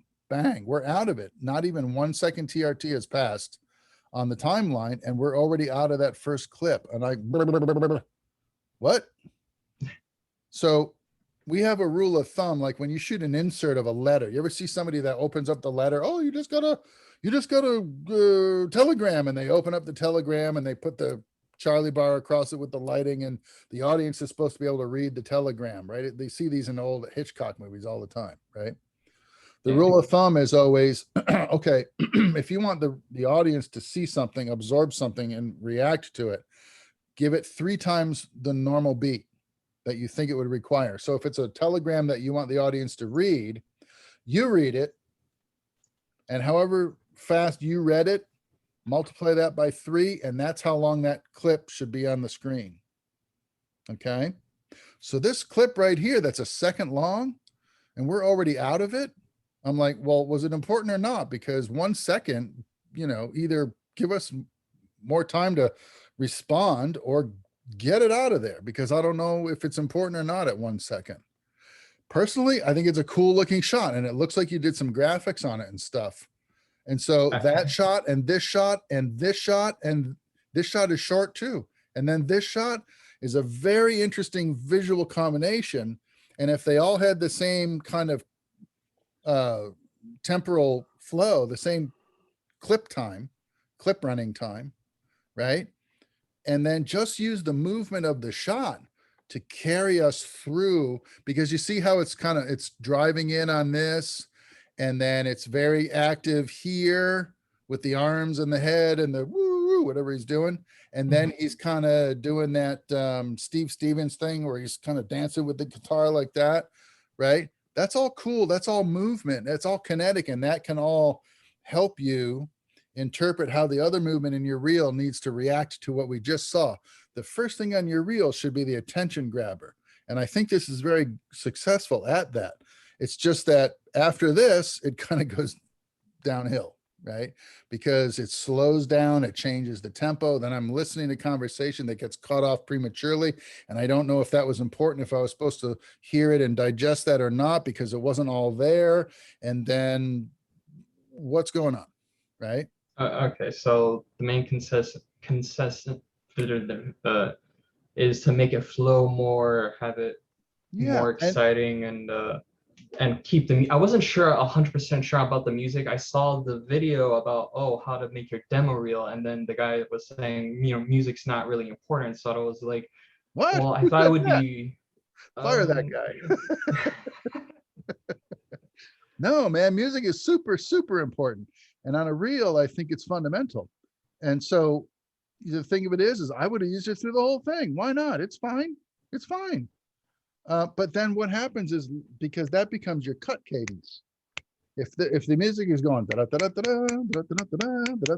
your cut should be bump, bump, bump, bump, bump, bump, bump, bump, right? And sometimes it's bump, bump, bump, and then it's bump, bump, bump, bump, bump, bump, bump, right? It's very uneven, and that's gonna make the audience kind of they're fitting and starting. What's going on? They can't get adjusted to your rhythm, and then the reel's over, right? And the other thing was the resolution on this shot with the piano. Two things: the piano has a metronome playing. Do you hear it? Yeah, that was part of the audio that was already attached to it. That's a metronome. Okay. Piano players use them a lot so that they can keep tempo with the piece that they're trying to play. All right. But if you can think about a metronome in your head when you're cutting, it works the same way. Image, image, image, image, boom, chugga, boom, chugga, boom, chugga, boom, chugga, rock music. Yeah. Rock music. Yeah. Machine gun edit, that kind of thing. So the music that you pick is really important, because it's setting the pace and the tone of your reel, and then you're cutting to it, right? So, I thought it was fine. I thought you could use it. The resolution of that shot too it doesn't match the resolution of the rest of the images in here. Yeah, that was the footage that we were given back in Miami-Dade College. So the professor said something about the downloading went wrong or something like that. This was back in like 2015 or something like that. You really don't want to do this if you can avoid it. If this is the only version of the content and it's all you got, and it's really important, if you think it's really a shot that will make or break your appointment, then use it. Otherwise, get it out. Now, fortunately, we have software that you can up-res this material. You can take this from standard def to 2K and from 2K to 4K, this image, and clean it up. It's amazing. It's AI-based up-res software that you can pick up on the internet now. And a lot of people are using it. I got a friend out in LA that's using it on a documentary already, and he sent me frame grabs from the video of before and after, and it's amazing. It's amazing. Look into it, because you could probably salvage a shot like this if you can't find it already out there in the wild at higher res than this. I see your hand up, Sean. What's up? Yes, yeah, sorry to interrupt, sorry to cut this short, but I think it's time for our unionized dismissal. Aha. Aha. Well, I'll tell you what, Sean, if you've got to go, feel free to check out. I'm only giving feedback because I can and it was asked for. I'm enjoying this. Sure, anybody I'm that's enjoying got, this. I'm just saying that class time is over, so this copy is that. like bonus hours or something. Well, it is. It's quite frankly, it is bonus hours. So if you got to go, please feel free to excuse yourself. And then I'll continue with George regardless. Let me just. Yeah. Go ahead. You were going to add something? No, I'm done. Oh, okay. Okay. So No yeah, prob- so the no up-res of the up-res of the content is recommended, or don't use it. And I then, have something else I could switch it out with. yeah, I mean, look, just like we had Ashton come in a couple of weeks ago, and remember he said sometimes we're too close to this material, right? Especially if you shot it or you did something with the original content and you're real close to this and you're proud of the work that you've done. It biases your ability to make good choices that are going to make sense to people that aren't connected to the material in the same way. You know, that's why it's good to have another editor maybe cut your reel for you, because they don't have the same inherent bias that you have, right? They might look at a shot and go, you know, this shot's terrible, I would use this one. You know, you give them a hard drive full of clips and they're going to pick what they think is appropriate. And sometimes it's that little bit of disconnect that helps you create or come up with a reel that has a little bit more resonance with your potential employers than the stuff that only you think is good, because maybe what you think is good, your potential employer may not agree with that, you know. But and here's the other truth, the flip side of this coin is a clip that you might think is mediocre might be mediocre if you take it on its own as a standalone concept. But the minute you cut it into something else, it might have just the right motion, just the right composition, that it fits really well with a series of shots that are doing really well in your timeline of your reel. And for that reason alone, it's the best shot to use because it's consistent with the other things that you presented. So sometimes a bad shot is better than what you would consider a good shot in the context of a sizzle reel. Does that make sense? Yes. Would you agree with that, Matt? Because you're our editor here. What I would say is that for everyone else still here in class, like if you want high res, like those high res, like really nice crisp images that people put in their reels, and you don't have a camera, but let's say you have an iPhone, go to the App Store, get an app called Film Mic Pro. And this was an app that was used on a lot of iPhone made films that even went to Sundance. And with the Film Mic Pro app, you can buy a package for it that allows you to film in C-Log. And now and if you don't know what that means is that you're going to be able to record a raw image. And a lot of the times when you see cinematic, like a lot of people look up on YouTube how to get that cinematic look. And I think it all comes down to lighting and your log format video. Because if you have a log format video, like let's say, obviously, I mean, like not a lot of people have access to a Blackmagic RAW or a Sony S-Log camera or anything like that. So if you can get your iPhone to do C-Log, which is what the log version of an iPhone, you go to Blackmagic Design website, download DaVinci Resolve for free. It is free. Go on YouTube, look up simple color grading techniques, and literally shoot anything in that form. Not anything, but like put some real thought into what you're shooting, go out and shoot it. And then once you have that log footage, put into DaVinci Resolve, play around with the color grading and everything, and you'll have like that nice crisp film look, no time. But don't forget lighting, but also lighting can be done very cheaply nowadays. It's Yeah. very, very cheap to have good lighting right now. Even if it's something as you just sitting at your desk and I don't know, you're looking at your computer or you know, something with your dog or anything, or anything outside. Like that's just that's like the epitome of like the cinematic look.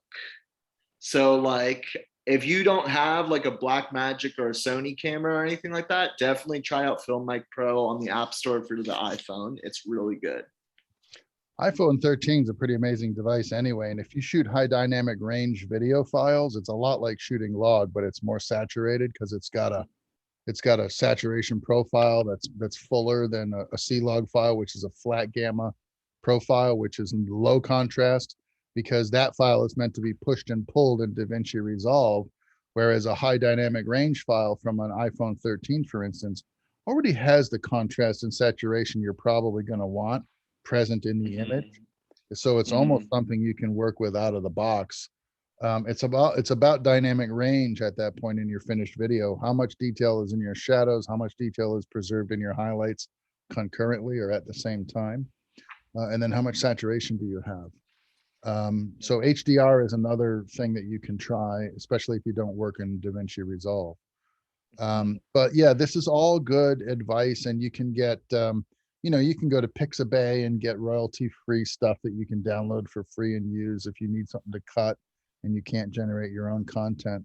But I'm a big fan of teaming up with people that can provide the things that you don't have. So if you're a cutter, then make friends with the camera cinematography students in your class and ask them for content from their projects that you can cut, and maybe they're generating the kinds of images that you can use. If you just want to demonstrate, like I said, your reactive cutting, your cadence cutting, your blink of an eye, editorial sensibility, team up with somebody that's already got nice looking footage and then become a pair, Yeah, just for all you guys here, like I own my own editing rig and I own my own Blackmagic camera and my own Sony camera or anything like that. And if you guys ever want to just DM me and like, if you want to shoot something, let's go out and shoot something. And like, I'm telling you guys this because that not only helps you out, that helps me out as well. Yeah, that's perfect, right? Exchange your skill set, right? The cinematography student is not an editor, but they need a reel. So cut their reel for them, and then you get a chance to practice your skill set on their content. They get something and you get something. Well, here, I got something. I'm a writer and director. Maybe the three of us can make something. Now you're talking. Sounds good, yeah. Now you're talking. Let's do it. Build a team and each one bring their strength to the table. And you got to, dude, that's what the Fog City Mavericks did. That was the whole school of thought with Francis Coppola and all of his friends, George Lucas and who else did he have in that? Anybody that I think started, he had Steven Spielberg on his team. Not in the Mavericks. They were all up in San Francisco and Steven was down in Los Angeles. But anybody who helped thinking of something else then. Anybody who helped him form Zoetrope up in San Francisco, it was part of that that whole clique of people. And the whole idea was they'll succeed together as a group in Hollywood, and it really did work. You're going to succeed. There's always more strength in numbers than there is individually. So think about that. It's a good idea. Team up and share your, pool your resources. Absolutely. Yeah, I think I definitely want to work on some more footage. And if you're willing to, let me edit your stuff, I'm more than willing to edit your stuff. Yeah, absolutely. I just put my email down there. Like I said, I have my own lighting, my own cameras, and my own audio equipment. So if any of you guys want to make something, just hit me up. I'm looking for projects this semester. Do you need some story ideas? Dude, absolutely, of course. All right. That's where it all starts. Like, you know what I mean? That's the story is like, listen, like at the end of the day, like you can have all this technology and all this equipment all you want, But if you can't tell like an engaging story at the end of the day, then there is no point. Like there is no point because no one's gonna watch it. I remember I did advertising for a film at the Florida Film Festival last semester for a documentarian. And he said, do you know how many beautiful pieces of shits are out there? Like just gorgeous looking, amazing films, but they're garbage. They're terrible. The dialogue is bad. The acting is bad. There's more to making a film than just achieving the film look. That's kind of how I felt about the Star Wars sequel trilogy. It looked beautiful, but the acting was really good too. It was just the victim of bad writing. So absolutely. But the visualization was amazing. What? JJ. Yeah. But I mean, I have to give them a lot of respect to the everyone, like the editing department, the actors who were like following the directions of the staring at space, pun intended, directors and producers. And so look, that's give them all credit for that, though. That's a fairly well-known piece of wisdom, which is no amount of beautiful cinematography and music and set design can cure a bad story. If the story sucks, the whole thing is doomed. Yeah, but every little bit helps. The story, the visualization, the editing. It's a team thing. Like, sure, you could say some projects are George Lucas's or Steven Spielberg's, but you can't forget the other people that made the stuff, like that's why I'm not a big fan of saying my films. I'm always like my crew's films or Shroom films as films. How about our film? Or our films. Okay, that works too, Simple. But I'm like, if I'm talking to someone not in the group, I don't want them to confuse with you're included with the hour. No offense, of course. Sure. Because that's why I don't subscribe to auteur theory, guys, because auteur theory claims that the director is solely responsible for the vision and the creativity and the success of a movie. And I think nothing could be further from the truth. And it marginalizes people like me and makeup people and hair people and grips and even the craft service guy that makes sandwiches. He's part of this process too. And to say that they didn't, a crew travels on their stomach, so the caterer sometimes can have just as much impact on the success of a film. Exactly. It's So, like you Say the can't make. director is the sole has the sole credit for this. It's to me absolutely absurd. Sure, the writers and directors start the idea, but then everyone else pitches in and makes it better because who knows, maybe the director's sole idea wouldn't be enough. It's a good start, but you can go even further with contribution. Sure. Exactly, Mundo. It's good, stimulating conversation. You guys don't need me. I should just start a Zoom session. I'll sit back and you guys talk. Yeah, but you My might know voice over something here. we know stuff you might not. Then you definitely know stuff we don't. So Yeah, way more stuff than we do for sure. Well, I know that it is 6:09. So what do you think? Have we Keith, you're kind of quiet over there. What's Yeah, I know. I'm surprised Keith's still standing by. Yeah, I mean, right? I'm oh, I don't know if you can hear me. Can you hear me? Yeah. Yeah, Okay. I mean, I'm just soaking it all in, All right. That's okay, cool. but don't even though you're a good listener, you got to be a good talker too. Maybe you might have something to contribute. So don't let us hold you up for saying something you want to say. No worries. He speaks softly and he swings a big stick. He's got an idea in there that's going to blow up everything. It just needs to come out. That's all. All right. Well, are you dudes joining the graduate program, or do you not know yet either? No. Not sure yet. Not sure. Not yet. Okay. No, I've been in school my whole life. I'm ready me too. I'm Me ready too. to Look, I'm the degree and same start way. working already, I please. really don't want to pay UCF more money for more letters on a piece of paper. Like, BA, BFA, I don't care. Like, I've watched Citizen Kane too much. I'm ready to go. Like, Yeah, it's a bit like that. Like, it feels like when I'm in it feels like the graduate program is offering what the undergraduate program should have given us. That's how I kind of feel. Maybe.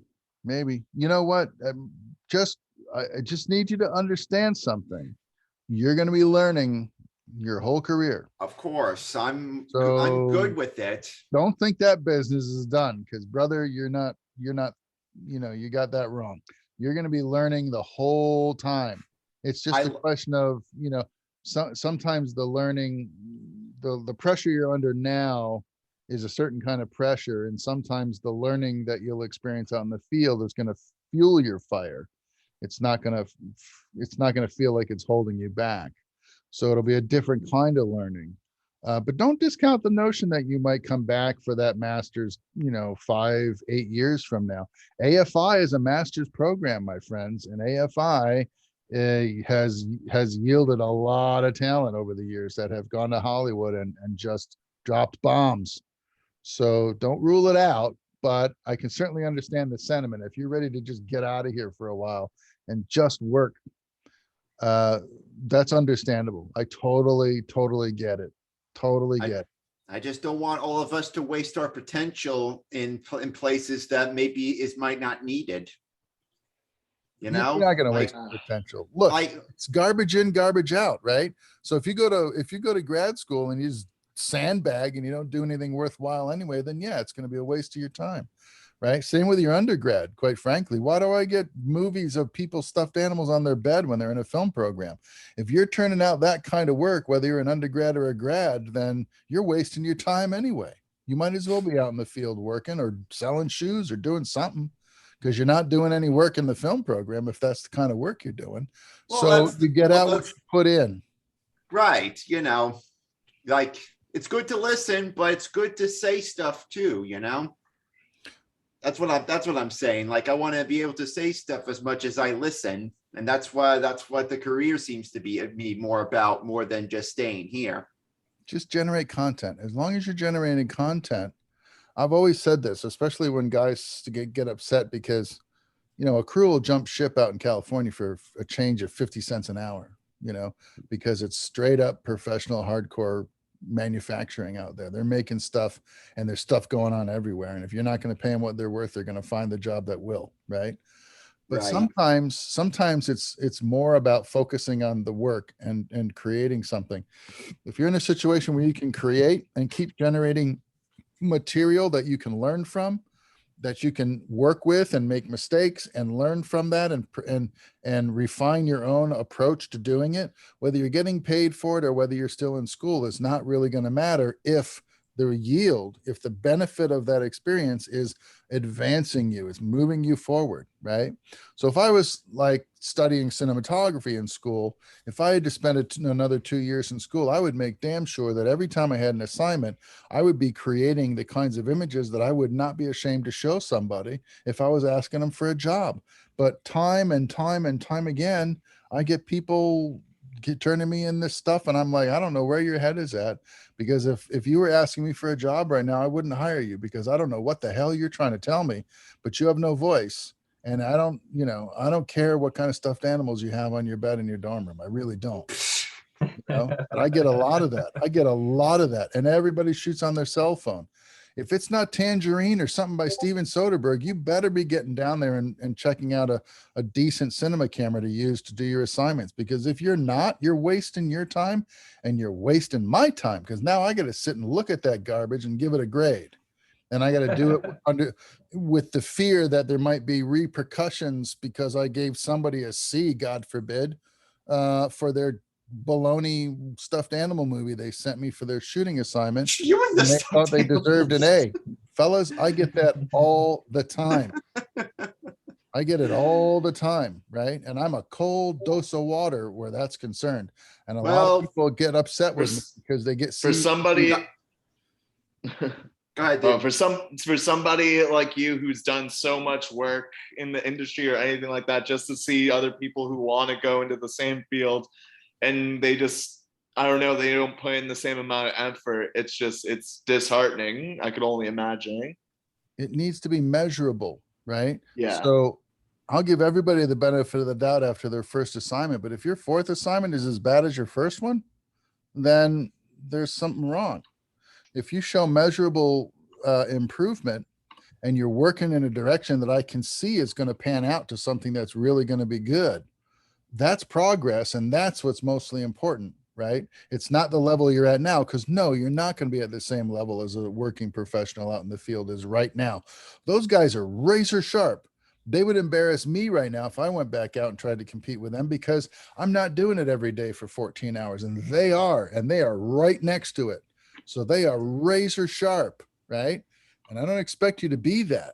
But what you need to be is measurable. I need to be able to track your progress. And that's all I ever ask for from people. So if you're doing that, then you're going to be okay. And then when you get out in the field and you ratchet up how much work you're doing and how fast you're doing it, and you're surrounded by people that can teach you the way that they're doing it in that world, you're going to be fine, because you're already going to be dedicated to advancement and evolution, right? But some folks are not committed to the level yet where they don't understand that they need to be progressive, right? And you can only do that if you push yourself and you constantly try to extend your boundaries. Try something you haven't done yet. Even if you fail, it's okay, because the information that you learn from that failure informs your next effort and makes your next effort that much better. Okay? My friend, you should see some of my earlier YouTube stuff. I wouldn't consider them a failure, but compared to what I can make now. So, but you know, I never deleted them because I don't feel ashamed of showing the stuff of my past, you know, because it might inspire people. It might to you know, like if they started off making bad stuff, they can get better, you know. It works like that. That's why, even if I feel embarrassed of making that stuff, I don't feel ashamed of making it. No, man, you know because that's all that's important. If you can say that after 30 years, then you've had a successful career, no matter how much money and fame you've realized, tangibly. If you can say that about your work always, especially in the twilight of your career, then you have been a successful person. Do you guys know the YouTuber Linus Tech Tips? Yes. No. Yeah. Okay, perfect. No, like I watched a video on he reviewed like an Asus Pro Art monitor, because I'm obsessed with calibrated monitors nowadays. And oh yeah. And this was a video 10 years ago. I watched a video that he made 10 years ago versus one that he made recently, and it's day and night. But you know what? It's like what you just said, Sean. It's really cool to go back and see, like, look how far I've come. Look how, like, where the quality of my work is now versus where it used to be. And you should take pride in that, because that means that you're excelling. It means that you want to get better. A lot of people, especially nowadays, just make something and expect it to be the shit, and they don't get better. But then there are people who wake up every day and it's like, okay, what can I do today to make myself better? I could still be the shit with that, but I can still think I can do more. Oh, absolutely. Like you start off the shit and then you want to be the shittiest of the shits. Yeah. I mean, honestly, there's something to be said about that right now, because even if you look at content on TikTok right now, nowadays, it's not even about the quality of work that you put out, it's the quantity with TikTok. And there are people who are getting millions of views for literally something that I could have made within 5 seconds. But you know what the difference between me and that person who got 1 million views? They actually did it. And they didn't care about what other people were going to say or what other people were going to say. So that's a lot to be said. That's the difference between me and that other person. That's kind of how I feel about the writers or directors that make like reboots or remakes a little bit, you know? Like, even though the visuals and acting are still really good, it's like, can't you make a different story? you know? Yeah, well, some people who make content like that, I mean, especially if you're going into the YouTube world or into like the social media world, you have to have sort of a niche with your content. Like, you can't just make like a product review of the iPhone and then your next video is, oh yeah, today I'm gonna be making creme brulee. Like, you have to be very consistent with and purposeful with your content, especially if you're going the YouTuber route or the social media route. No, I tried the YouTuber route. It didn't really, it wasn't the best. So I'm thinking bigger now. And forget about the Instagram route, because that, I feel like Instagram's dead nowadays. So I wouldn't even try to go that route anymore. It's nothing but an influencer paradise right now. I went no further than Twitter, and I've even retired Twitter because that place is garbage. Yeah, It's terrible. Twitter can be very bad, but yeah, man, just like make content that you love at the end of the day. Right. I don't know. Of course. Just make the content you love, and eventually there's going to be people who like it. And even if it's 100, 1,000, 1 million people, you're going to be excited to do that, because you know there's going to be people on the other end watching you and watching what you do. So that's my 2 cents on the whole thing. That's definitely a big influence, because you know, if you make it big, don't forget about the little guys that make you big. Let me tell you something, you don't need the MFA or the BFA to do any of that. Exactly. Don't look at the Briar Witch Project people. They were just in the BA, and now look how successful their horror project was. I haven't seen it because I'm not a big fan of horror, but I'm still really proud of what they did. And, you know, and I can really see where they're coming from. Right. Good wisdom, guys. Good wisdom. The thing about your degree, though, just think about this. It proves that you'll finish what you've started. Okay. You don't have to get an MFA. You don't have to do that. But you started in your BA or your BFA and you finished it, because half a film ain't no good to anybody. You need to finish it. So if you can get your degree and graduate with honors or whatever you're doing, it proves that you finished what you started. You're willing to stick it out until the end and get it done. And that's really, really important. Hey, I'd rather try and fail than not do it at all. And even if I do fail, I'm not quitting. There you go. But, hey, I'm too what do you call it? Too into it, you know, like I'm stubborn like that. If I want something, I'm gonna get it, bruh. No ifs, ands, or asses about it. Good. And I hope all of yous will be the same way. Fulfill your destinies. Think of it as a destiny. There's going to be blockage, but you'll get there. Just don't give up. All right. Are there any more cliches or platitudes we can exhaust with this meeting, or shall we call it a day? Oh, I think I could Google up a few more if you like. What do you want to do now? I could Google up a few more. Let me just get a consensus before we quit here. Who thinks this should be George's logo for his company right here? This thing. I think it should be your bumper on everything. And it should just say Uribe Productions or whatever it is. This song is copyrighted Productions. Copyrighted Productions. I've heard dumber names for a company. I think the band for Bowling for Soup, their company's name is Poo Poo Pee Pee. So Yeah, and I thought my Shroom Films name was childish. All right, fine. That takes the cake. All right, guys. Do I have a motion to adjourn?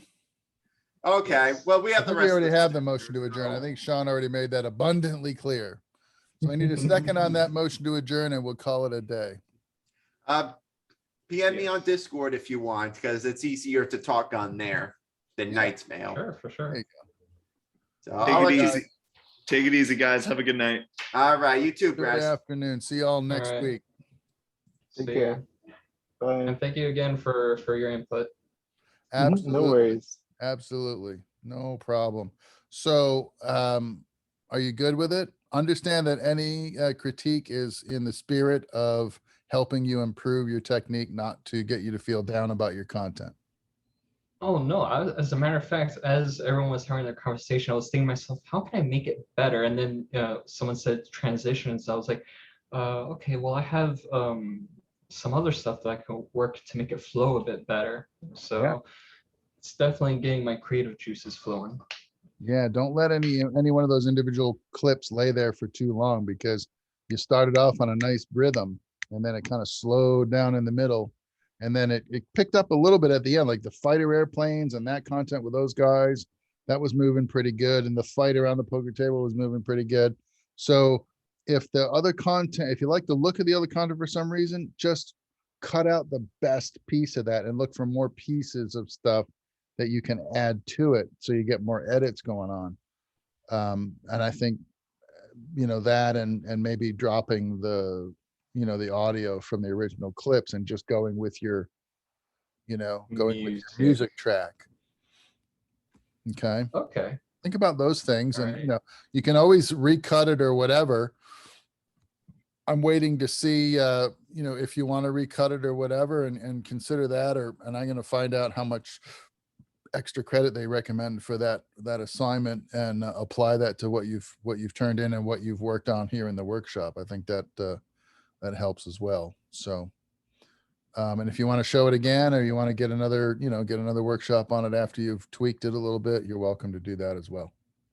Absolutely, and I'm most likely am going to do that probably after I eat some dinner first. Yeah, right. Go eat. That's more important.